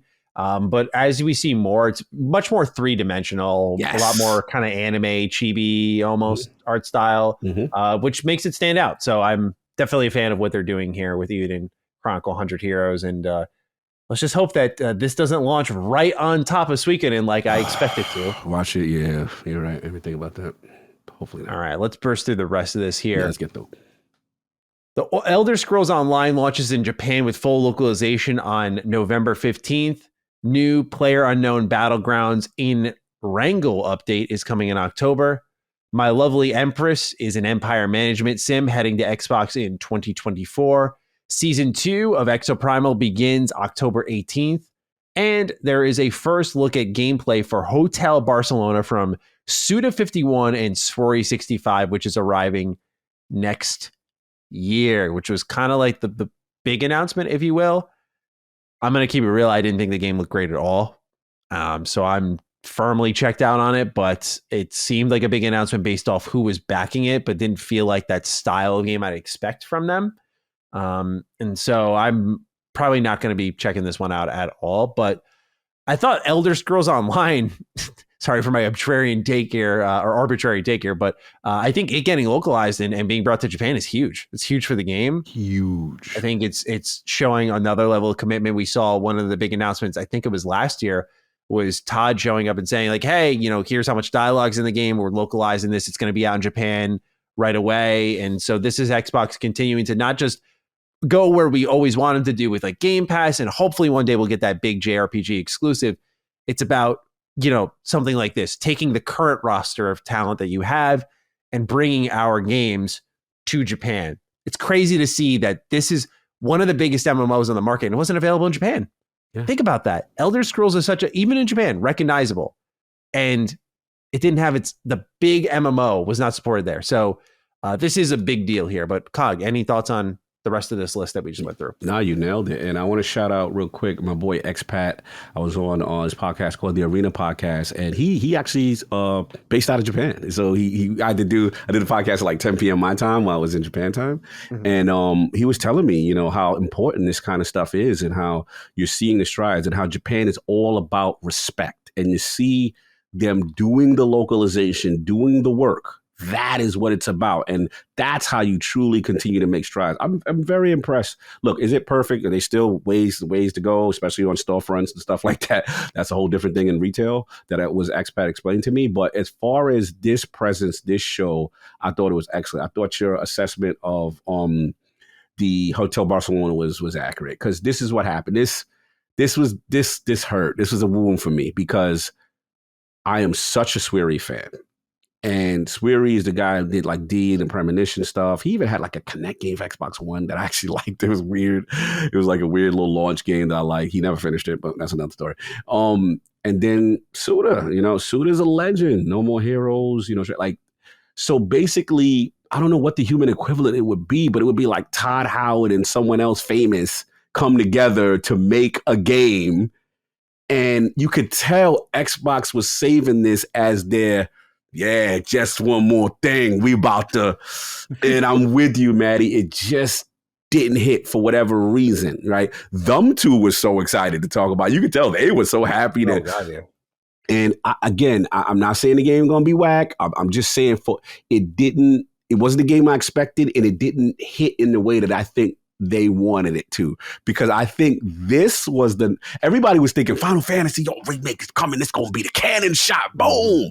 And I think this was the part that they thought they had a cannon shot. And everybody else is like, "Oh, okay, all right, let's see you later. See when you see more of it, kind of thing." So I agree with you. I don't think it hit the way it hit, but Two Legends, I'm super excited. I want to give it a chance. We'll see what it is. But I think that this is what took the show. If this would have landed and been like some graphical bliss kind of game, this would have took the show to like 9 territory. Now you go back to like a solid 8, and it was solid, and you had a good overall show, but you didn't have what I consider the home run moment. That's what I felt about the show, because this was supposed to be it, but yeah. Yeah, the home run moment was seemingly the Yakuza Game Pass games, which it's kind of become a thing that we're seeing, that the Game Pass announcements come here. And if you can tell based off what they hold for their summer showcase, if there's a big Japanese announcement, I think we'll see it at that showcase on the biggest stage of them all, rather than on one of these. But I didn't find this one overall delivering quite to what my expectations were with the recent Square Enix partnership. I did expect a bigger boom. I love Octopath 2, but I'm not going to oversell it like it's the biggest boom. Mm-hmm. It's really great to see the Sega relationship is as strong as ever. That is continuously great to see. I will not take that one for granted as an Xbox fan, but otherwise, just Game Pass editions stand out here, and then lots of other random updates just off to the side. So strong 7-6 energy for Maddie? Yeah, probably. Okay, I just want to know where you at. Okay, nothing crazy, not awful, but nothing crazy. Fair enough. I respect it.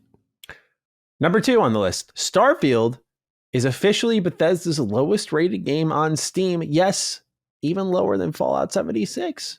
Ryan Griffith writes in, "Hello, Dukes.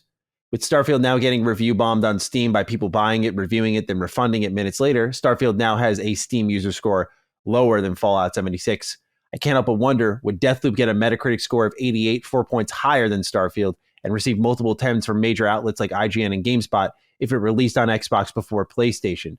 Is the bias against Xbox real? I agree with Maddie that journalists naturally have less knowledge about Xbox since PlayStation is mostly their preferred platform, but there has been an absurd amount of unequal coverage, clearly in PlayStation's favor. Part of me thinks that I should follow King's advice and not listen to others telling me how my food tastes. But when coverage is this unequal and the hate for Xbox is palpable, it's hard to ignore the hate and bias online. Eager to hear what the Dukes think. Hope you have I put 100 hours into Starfield and I haven't even started Cyberpunk or Baldur's Gate 3 kind of day. I think we're all in the same pocket, Ryan. I wanted to really get into this, Cog, because I think some people are trivializing what have been a lot of people displeased with the game. There are review bombs. There are people buying it, refunding it after the review, as Ryan said. But there are a lot of people who are not crazy about Starfield. There's a lot of people who are. This game has been absolutely swallowed up by the toxic zeitgeist that surrounds it. The discourse for Starfield is awful. So what do you make of Starfield now being Bethesda's lowest rated game on Steam? Yeah, this is surprising to me. I don't know. I don't want to get too much. I don't like to get too much into the whole bias angle too much, but I do feel that we have to be honest that there's a strong subset of people who want this game to be the defining moment for Xbox. The shining star, the parade in the street is what I call it, right? Where it's like 90 Metacritic, you get flower petals getting thrown, and a lot of people waiting for that, right? Because it's been a while since Xbox had that type of game. And I have to admit, there's a strong subset who, were looking for this game to flop, and they love Xbox to be the butt of jokes. They don't want Xbox to succeed, and they kind of take humor in it. And I do think the exclusivity plays a factor here. I do feel that, because of the narrative that I used to see is like, wait, this is still coming to PlayStation, right?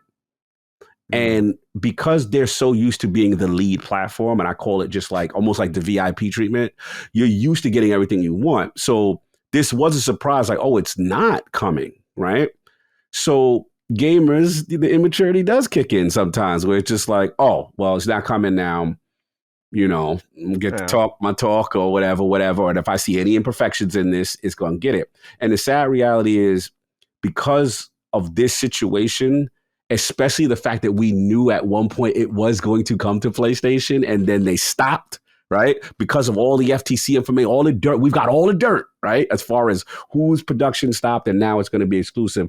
And the fact that there is a contingent that wants this game to not get the world acclaim. The sad part about it is now we're getting into this bag now, and this is to me what you talked about, the journalism and the imperfection of Metacritic, and we're getting into this retaliatory state, tit for tat, because now you know what's going to happen. Spider-Man's coming, so all the Xbox fans who felt wronged, right, by what happened, that's why this whole system putting eye black on. Oh, bro, they ready for war. For battle. Bro, let me tell you how bad it is. And I know it's about to happen. I've seen dudes say, word, y'all coming at Starfield with this, I'm seeing dudes take pictures of NPCs in boats on Spider-Man and they showing the 2D cardboard. They like, yeah, wait till it's y'all turn. And yo, you want to talk about a world? Y'all can't go to this. I've already seen it. So we're in this now. We in gang territory. This is where we at. It's all gang.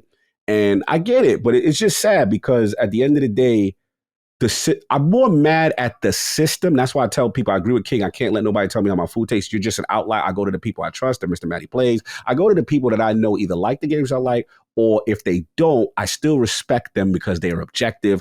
And if they like it, that's a good sign because they normally don't mess with those type of games kind of thing. That's what I do now. But yeah, this stuff it's like you said, it's the most toxic stuff I've ever seen.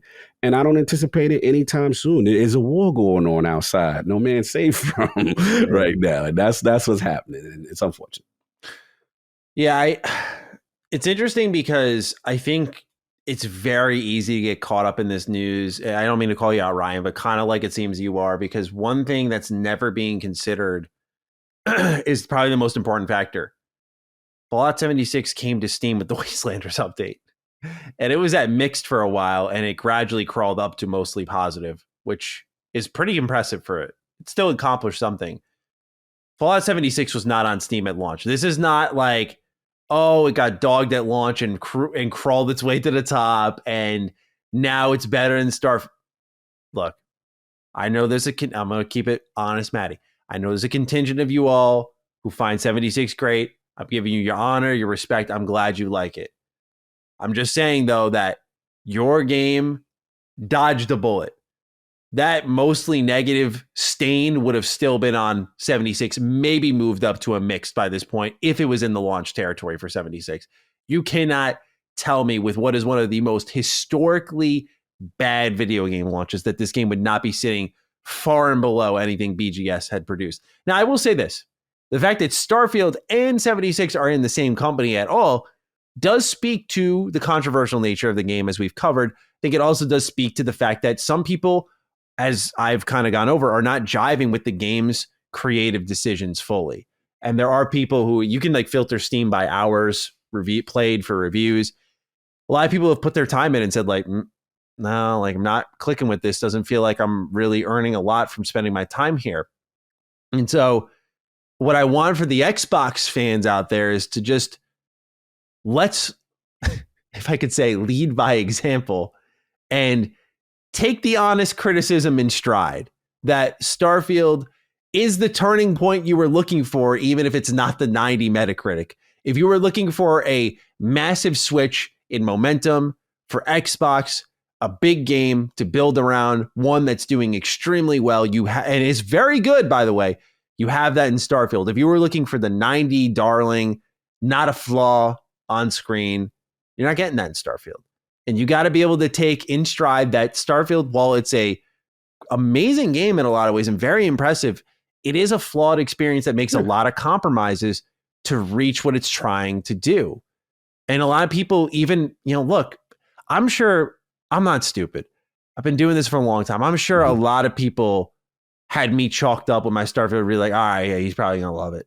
Mm-hmm. And the fact that I'm coming out, I'm like, dude, I'm struggling to love this at certain points. Like, that should communicate to you, not to lean too much into my opinion and go off anecdotal evidence, but that should communicate to you as a listener the problems this game will face with player-to-player experiences. There are people who have played Starfield and they're like, I didn't jive with Elder Scrolls or Fallout, but this, jive with that. This is my stuff here. So just again, I know I'm probably just preaching into the void here, but I just feel one side or the other has to just wake up and recognize, like, okay, like whatever, like, yeah, who gives a fuck that Starfield's rated lower or higher than 76? Xbox is doing well. The game is great. It may not be for you. That's more ideal thinking. Yes. As for what Ryan said here about journalism, I don't think, unless you really care about like the open critic score, I don't think journalism plays a factor here. I've talked about where I think it plays a factor in the representation of the game, the information covered on the game and other parts of Xbox where, yeah, there's an undoubted, like, I don't say bias in the terms of how people receive it, where it's like there's favoritism, like, let's give PlayStation the positive rub here. I don't think it's anywhere close to that. That's some conspiracy theorist shit, to me at least. I do think there's a bit of like, just again, a very open negligence to covering Xbox because many people don't care about the platform enough since the Xbox One to be informed on what the fuck has happened over the last decade, which I think is far different here. These are fan submitted reviews on Steam. That doesn't mean that they're trivial. I still buy games based off the Steam reviews. I extract value from the anonymous person who just details their experience and they're like, this worked, this didn't work. The overwhelmingly positive versus mostly positive is an eye catcher for me. So as long as Bethesda stays in what I'd call the blue, they'll be just fine. But you also have to remember one other thing. This game has a shit ton of reviews submitted. Yeah, ton. And that's not to devalue the criticism coming its way. I hope I've made that clear. But it is to say that the weighted value is higher for Starfield in that with all the reviews submitted, the fact that it's still in a positive territory. I mean, not that it's alone in this. There are many games that have had tons of reviews submitted and done way better than Starfield critically amongst fan reviews and so on. But the weight is getting higher and higher. But one thing to note also is that Starfield did gradually decline. Like it was at like 77% and did steadily go downwards. Mm-hmm. So still a game that is an easy recommendation, but a lot of people not pleased with it. And then a lot of console war stuff. Yeah. I do think, I got to say, I got to take your word here. Mm-hmm. Weirdo behavior for those who buy a game. If you are taking, to stick it to a console, if you are actually taking money out of your wallet, I've had some of you fools while I'm on a stream super chat me and be like, PS5 is better. I'm like, thanks for the $5. Thank you. I'm gonna go buy lunch with your money now. Like, I'm like, what are you doing, dude? If that is where you are at mentally and you're listening to this, just pull out and realize you are spending hard-earned money for a company that doesn't fucking know you and doesn't care about you and just wants your money at the end of the day. Yeah. That is the wake-up call you need. And if you're doing the review bomb on that, whether it's Starfield, if you're an Xbox and you're going to do it for Spider-Man, cease fire immediately. You know they're not. These dudes is full-time jobs. It's sad. It's full-time jobs for a lot of these guys that, again, I get it. When I was younger, I probably was in my family. I don't get it at all. I don't remember doing this at all as a kid. I had the benefit of being fucking oblivious though. Like I didn't really, outside of gaming magazines, like I didn't get exposed to massive gaming culture until YouTube was a thing. Yeah, no, I remember in school, you know what I'm saying? You come through, I got my Genesis, you got your Nintendo, man, Nintendo, you know what I'm saying? Way better, bro. Like, you know what I'm saying? I remember little stuff like that. I do. So I would equate this to this younger generation now in the prevalence of social media, right? And social media, they go extra, you know what I'm saying? So maybe during the Sega days, dudes would have had look at, Mario shoes. He only 5 frames per second. You know what I'm saying? Sonic, maybe it would have been like that if we had social media kind of thing. But it's just a different time. But yeah, it's crazy. It is. But one of those things where it just encourages, I think, a lot more people to continue to walk away from reviews more and more. I just think, I know people are going to take it out of context, clip me and be like, oh, he's just saying this because it's Starfield. But I'm talking in general, like this just keeps happening and more fans are just going to check out. It's going to make Game Pass more value because you can try before you buy. And especially with cloud streaming, you can try before you download. And so I think there's inherent value to that. There's probably some deliberately greedy part of Xbox rubbing their fingers like, oh, so you're uncertain. You're just at a positive rating on Steam. Why don't you just come try it over here with your subscription service? You don't got to spend $70. And so I that's all I really have to say on it. But I do think that it's the review process, as someone who reviews games, like it's continuing to get devalued. It's not thriving, I think, as it once did. And I think over time, as we continue to lower the price of games with subscription service, ease of access, I think they're going to become more and more obsolete and just glorified opinion pieces if they're not already that. All right, Cog, we got one more here. Number 3. CMA preliminary approval of the Activision Blizzard deal. Quote, while the CMA has identified limited residual concerns with the new deal, Microsoft has put forward remedies which the CMA has provisionally concluded should address these issues. The CMA considers that the restructured deal makes important changes that substantially address the concerns it set out in relation to the original transaction earlier this year. Isn't legal talk fun? They said the same fucking thing twice in a row. Yes, in a row. Isn't that amazing? Hilarious. While the restructured deal is materially different to the previous transaction and substantially addresses most concerns, the CMA has limited residual concerns that certain provisions in the sale of Activision's cloud streaming rights to Ubisoft could be circumvented, terminated, or not enforced.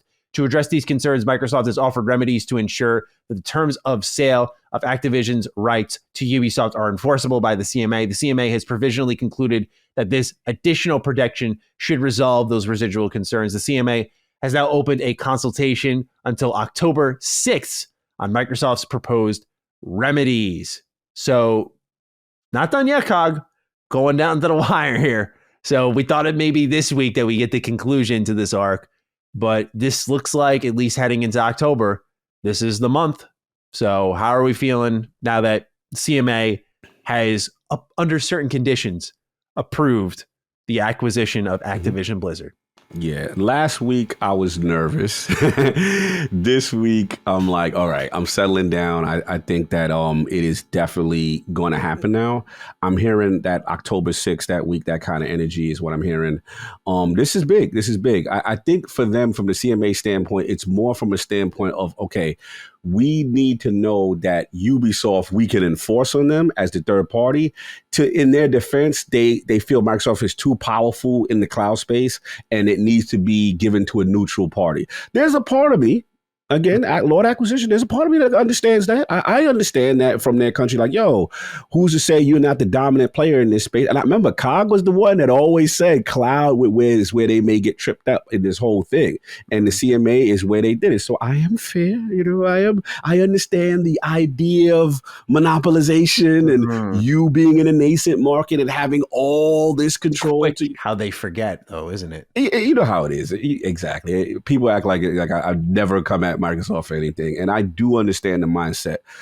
I was shocked, though, that it was Ubisoft and Ubisoft taking an active interest to say, hey, I'll be the guy. But let's be real. This gives them a lot of relevance. This gives them a lot of, and who knows behind the scene who got what to do what between Microsoft and Ubisoft for Ubisoft to step into the role like, yo, we got you, bro. You know what I'm saying? We could be that. But the CMA's main concern, which I have to kind of agree with, which is now that Ubisoft is in control, we need to be able to enforce on them in this new space that you have all of that. So yeah, salute. I'm feeling good. I think it is happening. It is down to the wire, which I was nervous about last minute pulling the plug. But when I see them, CMA make a preliminary statement that we like this, that to me is a great sign that we are close to finalization. And I think it will happen. And to the question, I know, did we get into all those questions? I didn't read that yet. Oh, sorry. Yeah. We'll get that in just a moment. I find this to be pretty much locking in, the deal's going to go through, which I think means that developer direct at the top of the year is going to hit different. It's going. And then when you see, let me tell you when it's really going to hit different. When we get the Xbox, first of all, you're going to get the Xbox Wire Post with the ABK. You're going to see all the IPs. Then when you get that round table with whether it's Mike Ibarra and Rob Ferguson, hopefully not Bobby, but and Phil, and they talk about what this deal is about. Bro, I'm telling you right now, it's going to hit. It's going to be impactful. And this is where I told people 2023 is the start of, like I said, Starfield and all these games, the start of, Xbox consistency. But 2024 is the start, in my opinion, of competition because you are now going to get that Series S guy. We saw the splits. right? He was a Nintendo and place. He's now curious. We see the LSM guys. Hey, I just got my Xbox for the first time, or whatever, right? So you're gonna see that guy go, okay, Call of Duty's in here, Diablo's in here. Oh wow, or maybe PC Game Pass at first is in here. Like it starts to now bubble the reality. And then the key is the marketing. You tell the casual, oh no, we're the home of Call of Duty. Mm-hmm. Oh, word! I gotta get. I mean, all you see in his Xbox, you know, the casual doesn't know. They like, oh, it's exclusive to Xbox now. That's where it starts, and I think it's cheaper to get in now. Oh, okay, bro. And then we saw in the leak, $200 Black Friday Series S. That's in the plans, bro. All you got to do, if you could do it in time, gonna throw all the old Call of Duties in the game. I feel like if you're going for Black Friday, you got to put all Call of Duty in Game Pass ASAP. You see what the numbers is doing now, right? With just the engagement, people already making that association with Xbox. This thing has become a global story. So now you throw, even if you don't have a theme, that you just say, you know, Call of Duty pack in with every bruh. Yep, absolutely. We got a write in here from Found Waldo. To the Dukes, there's been a lot of discourse recently regarding Game Pass profitability and sustainability, especially so now after it was revealed how much it would be for some of these games to launch within the service day and date. By question, with the ABK deal seemingly confirmed, the massive release of Starfield and the future roadmap of Bethesda/Xbox Game Studios set, do you think Xbox's Game Pass sustainability concerns are behind them? Xbox will no longer need to pay for many of these huge third-party AAA games when they'll have a steady slate from first party every quarter. Thanks, and have a insert Lord Cog's Starfield music impression here kind of day. Let's go. So yeah, this is the big question that was everything is overlapped in the DD Cross Sacred Symbols this episode. Bro, so I apologize, but this is another one that a lot of people were wondering. It's like, okay, you know, this concluding deal, the era of Xbox not having content should be over, right? And with that, how far do they have to go beyond their walls? Now, I don't think I said it on DD ever, but I am still the mindset, like the numbers we got for, you know, $300 million for Jedi Survivor, or, you know, X million dollars for this game per month, and so on and so forth. I do think some of those numbers were going to be big, but I think they were going to be fluffed up a bit because Xbox was in a pretty disastrous position and they have a lot of money. And if you're a company who's got a game just sitting right on the shelf, $12 million a month, and you can have Grand Theft Auto 5 right here, and so on and so forth. I just feel like these were jacked up a little bit. It's not to say that they weren't worth it or that I'm coping, as some would probably say. It's just more so to put out there that I do think we don't want to lean too hard. It's a good gauge, but I don't want to lean too hard into those prices given the situation they're in. Now, if it was this year, I want to see those prices, because that's more like, we have Starfield coming, we have Forza coming, we have Redfall coming, we have Hi-Fi Rush coming, like we have content. So, you know, how much are they actually going to pay? And now that they have first party content, they don't need to go out too often. So I wonder if this year is like the last big bang of massive third party Game Pass day one titles. What do you make of this, Cog? That is a good point. We did have this discussion, you know, first point to Waldo, I think, you know, obviously the discussion about profitability and sustainability. I think that in the beginning, that, yes, remember I told you that acquisition stage, you got to get people in, the dollar deals, you're making the bigger deal for the AAA game, maybe to get into the service. You may pay, you know what I'm saying, that money for that just to get the engagement up. But this was the key. And again, this is, again, Lord acquisition talk. I know, you know, don't like it, but I gotta go back to it, which is the way I looked at it when people were like, this is not sustainable, or I'm concerned about it, was that if you looked at the charts that they have it broken down as far as Game Pass subscribers, and then they have it as far as where they're going to get the actual increases, whether it be cloud, in my opinion, nascent, PC, which they did grow a lot, and console. And the fear was, well, console, they maybe not going to be in there, and where is it going to come from necessarily? And then we get the announcement, 2028, they are doing a console, right? So once I got that to me tells me you're committed. If you're making a console, you feel that you are going to get growth and subscriber growth in console, so you need to stay in there. If you didn't believe in console, you'd be like, yo, PC, cloud. This is where we're going to get it, right? That's why it's still hybrid cloud on some level. But to me, this is where the acquisitions make sense. You have to drive content. Even with a year of 2022, all the studios, you see these games taking 5-6 years to make. You see in delays. We see in all type of issues, right? Even Starfield, right? All these games. So you can't afford to have 2022 where it's just Obsidian out there naked by themselves with, sideshow deliver. Like, bro, you can't afford. No, you know what it showed me? Nobody else was ready. So you need studios. You need to acquire. That's why back then they're looking at, okay, WB, ABK, I mean, not ABK, ZeniMax was back then, whatever. That was that decision. This is this decision now with the ABK. So I personally think that this is the plan, that this is the driver, that once this sets in, they anticipate internally with their financials, we're going to have this set amount of Game Pass subscribers after this. And that's when this thing is profitable. Again, Satya is not giving Phil 70 billion out of the kindness of his heart because he's a gamer and he loves gaming. No, it's you have to make us money. So when we talk about Nintendo and career moves, these are the career moves. There's a lot at stake as far as ABK. ABK ended up being the decision, and they looked at the reasons why. Mobile, you get all these titles. PC, we get 3 different things. You know what I'm saying? Kind of thing. That's how they look. Is it guaranteed? No, it could fail. We don't know. I don't know what the future is, but this is the bet they're making.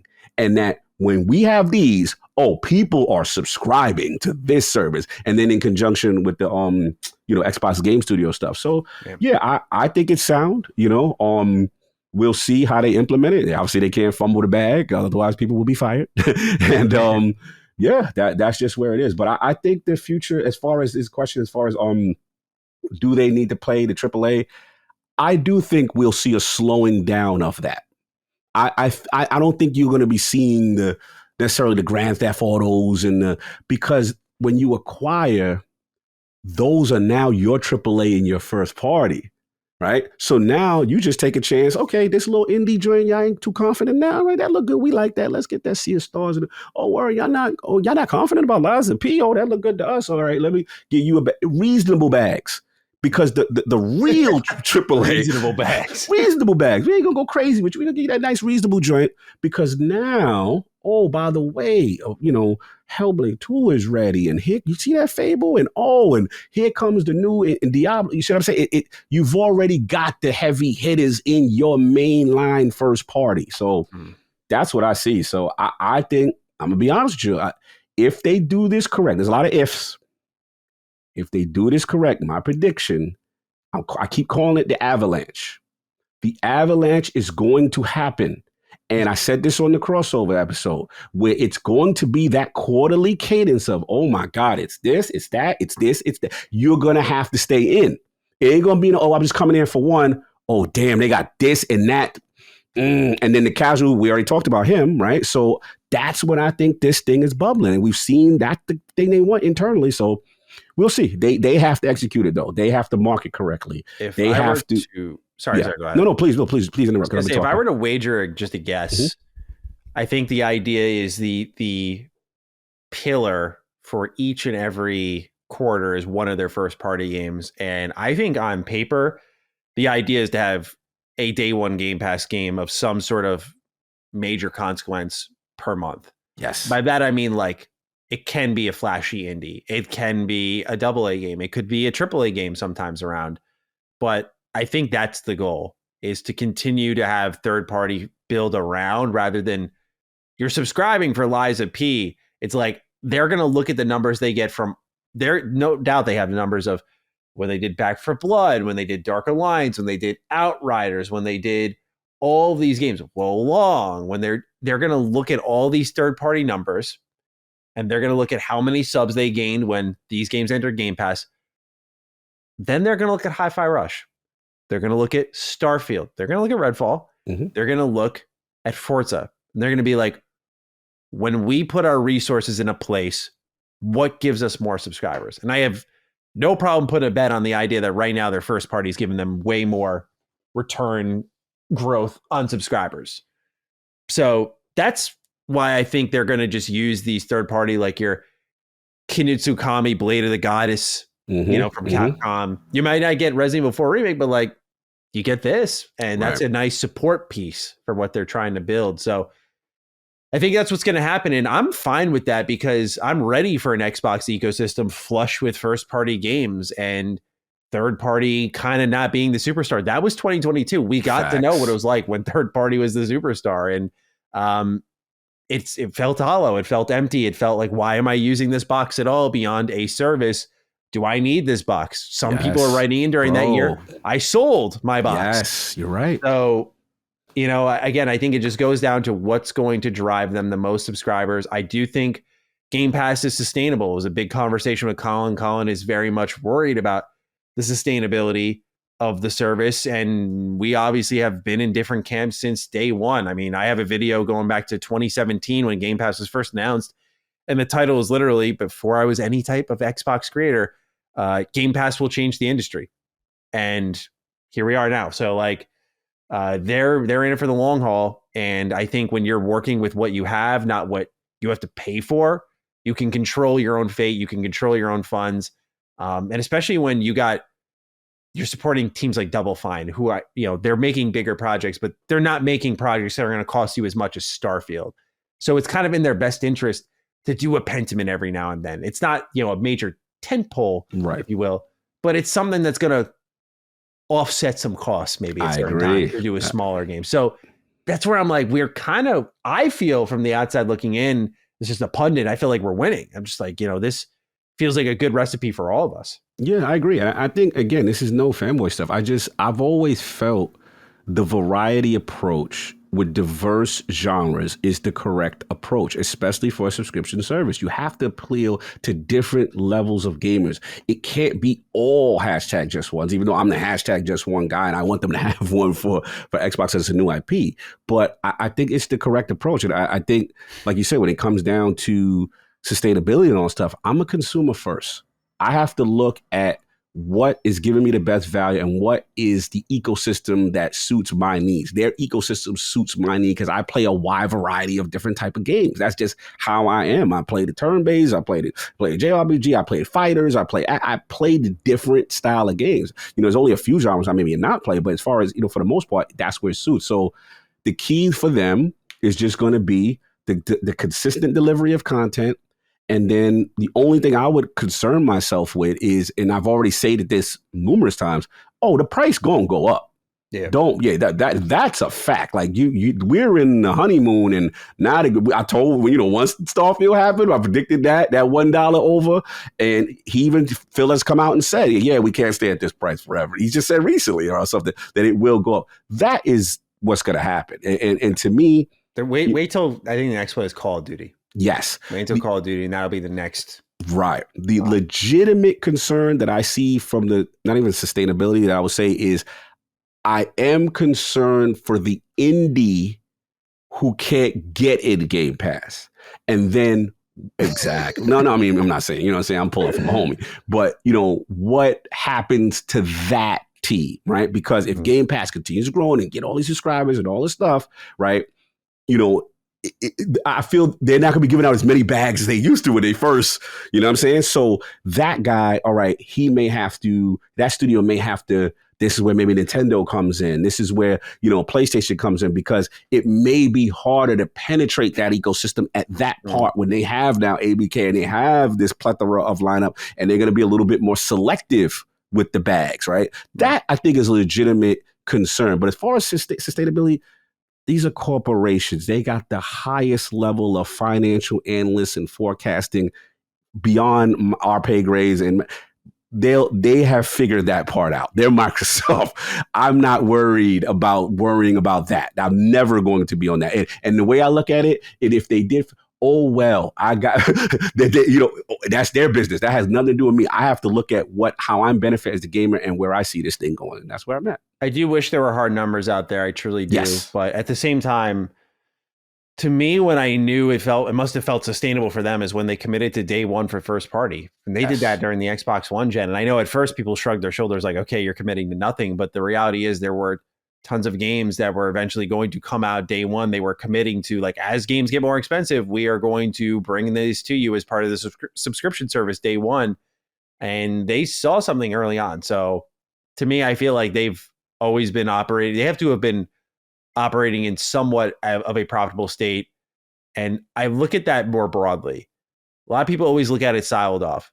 Like I've always said, and it's not to excuse Game Pass, but if Xbox as a business is extremely profitable, which it is, if Game Pass bleeds cash, but the rest of the business makes money, then Game Pass can bleed cash in a lot of ways. Because if it's generating sales and you're making a lot of revenue on that back end, then that's the ultimate goal, is like, what's going to push us to the next level? And then you maybe reorient what Game Pass is to make it more profitable. So I don't think it's going anywhere. I mean, this is what Xbox is going to be for decades. Yeah. And my final point is, people have to understand, when you love a platform, you like the ecosystem, right? I don't like things going away that I love, right? And this is a company, in my opinion, again, I got to plug myself a little bit. I highly implore. I have a 2-part interview with Peter Moore up on ILP. Please check it out. I asked him the tough questions, and it's questions that he is uniquely qualified to answer as a head of Sega, Xbox, EA, Unity, all these different. This is a man that's seen the industry and owned a sports franchise, by the way, right? The Liverpool. So what a career! What a career, bro. We had to do 2 parts. It was just his career. The research I had to do, I was like, this man has done everything. And the thing that he mentioned to me, and this is the part, and again, I affectionately call y'all the Monopoly Bros. Not everybody. This is just me, but this is the part he told me, and guys got to understand this. We're talking about Sega, and we're talking about Nintendo, and we're talking about Sony. These are brands that are Japanese companies for the most part that are established. And also people forget, Sony was a market leader as far as televisions, the Walkman. They were a conglomerate in their own right in their day. Sony was the dominant brand in electronics and came into the games industry and had Japanese company relationships and things of that nature. Nintendo, we already know, the entertainment king, the toy king, they've been around for years. When you are Microsoft, you're an American company not known for gaming. You are considered what he called the challenger brand. If you are the challenger brand, it is the hardest road to break in. You see what's happening to UA and all these other new companies that try to come in and break in. You already have the uphill battle. So he said, so I asked him about the term of organic growth, because everybody said they need to stop acquiring. That was what I literally objectively asked him. There are people who say Xbox should not do this. They should they should internally organically grow studios. And what do you honestly feel about that? And I said, during your era, you had Gears of War, you had Mass Effect. Let's be honest, they didn't own any of them. They had exclusive deal.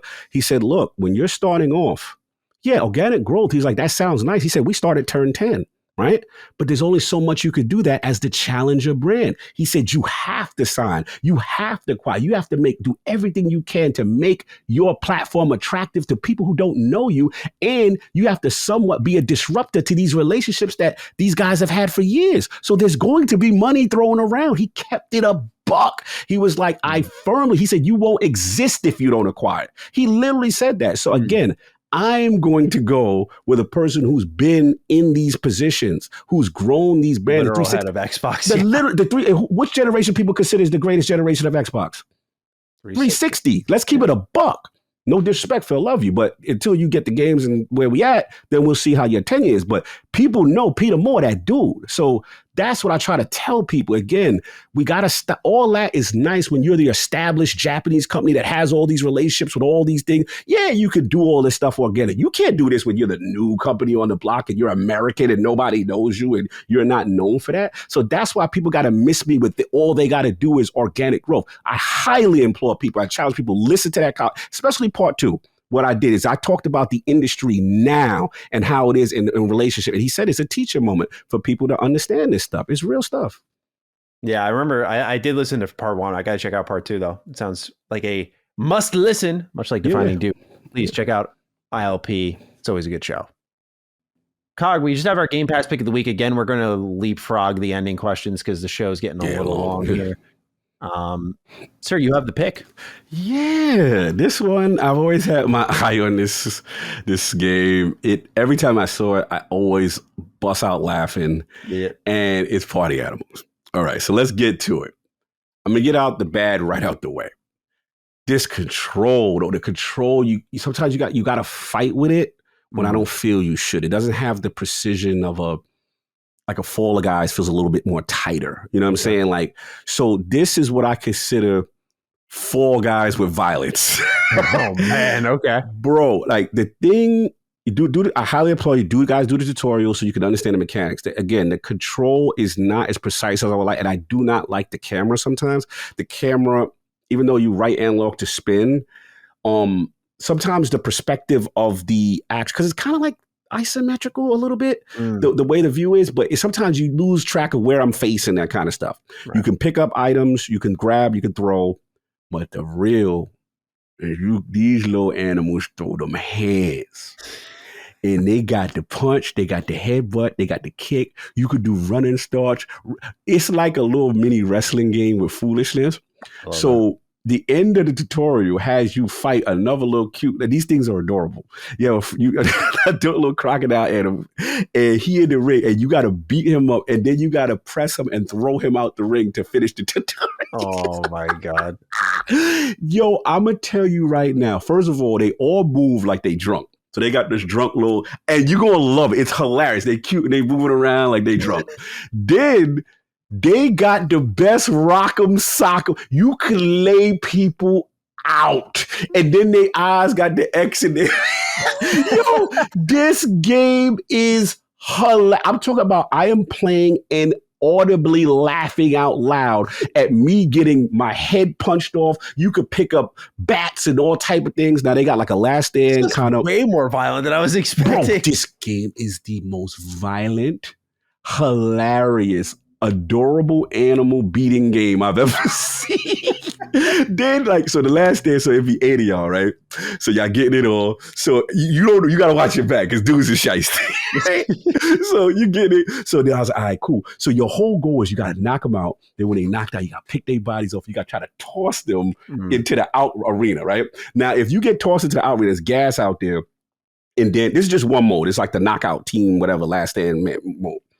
And that mode, you got a couple of seconds. If you stay in that gas too long, you're eliminated. Now, the cool thing about party animals is if you're eliminated, you still can do fun things. So what happens is now you get a bird's eye view of the battlefield who left. You could throw bombs and hate on the person that was eliminating you or the group. And these have Bomberman type explosions, and then it could bomb and knock them off the map if they're not careful. You could throw banana peels. So, bro, the foundation of this game is there. They still need more modes though. They got like a sports mode where you do objectives and stuff like that. That's cool. They got a local co-op kind of mode.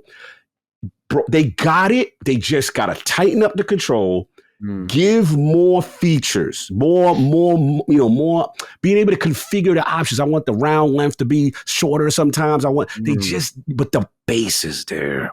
And then they got their little Fall Guys monetization model. You can put the little cute, you can put, I made the cat, he looked like Garfield. I made the little Garfield joint. They got the dude with the duck. You can put him in the Darth Vader joint.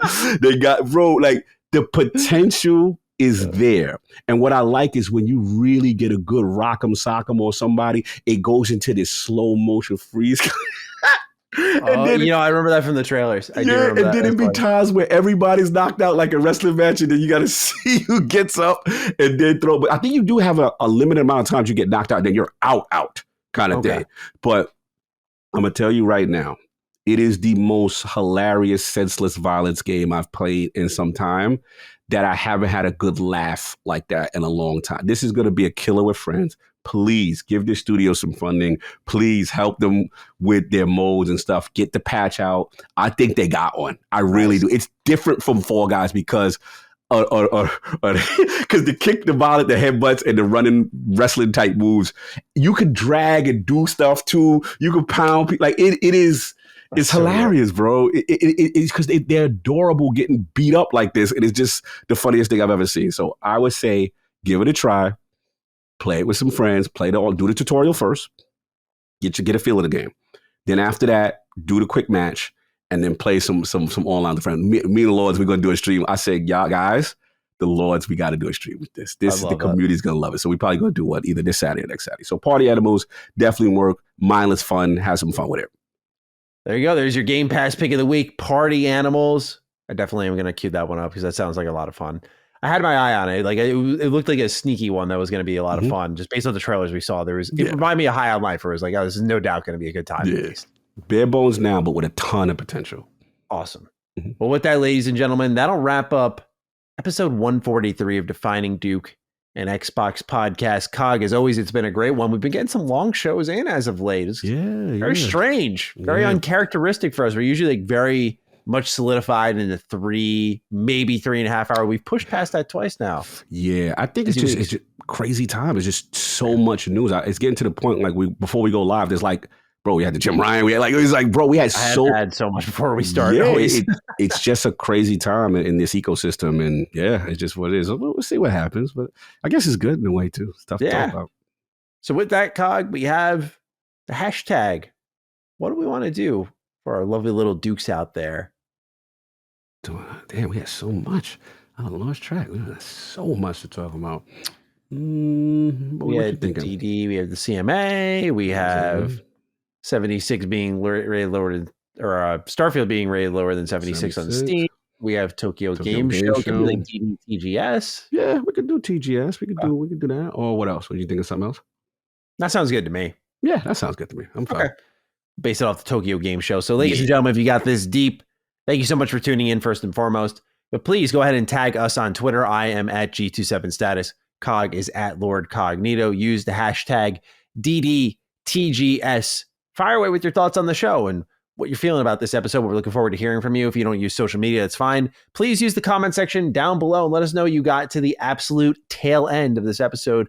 We appreciate it. And we, as Todd would say, we do really read it all. So, ladies and gentlemen, with that, take great care of yourselves, and we will see you next time around for episode 144 of Defining Duke and Xbox Podcast. Peace out. Peace. Defining Duke, an Xbox Podcast, is a product and trademark of Last Stand Media and Collins Last Stand LLC, and is recorded from the United States of America. The show is conceived by Matthew Mr. Matty Plays Schroeder and me, Colin Moriarty, and is written and produced by Matthew Schroeder. Matty's co-host is Barry Lord Cognito Eversley. Defining Duke's executive producer is Dustin Furman, and the show is edited by associate producer Ben Smith. All of Last Stand's theme music is by Ramon Narvaez. As you know, all of Last Stand Media's shows, including Defining Duke, are fan-funded on Patreon at patreon.com/laststandmedia. The following names are at the producer support level on Patreon, and we're thankful for your kindness and generosity.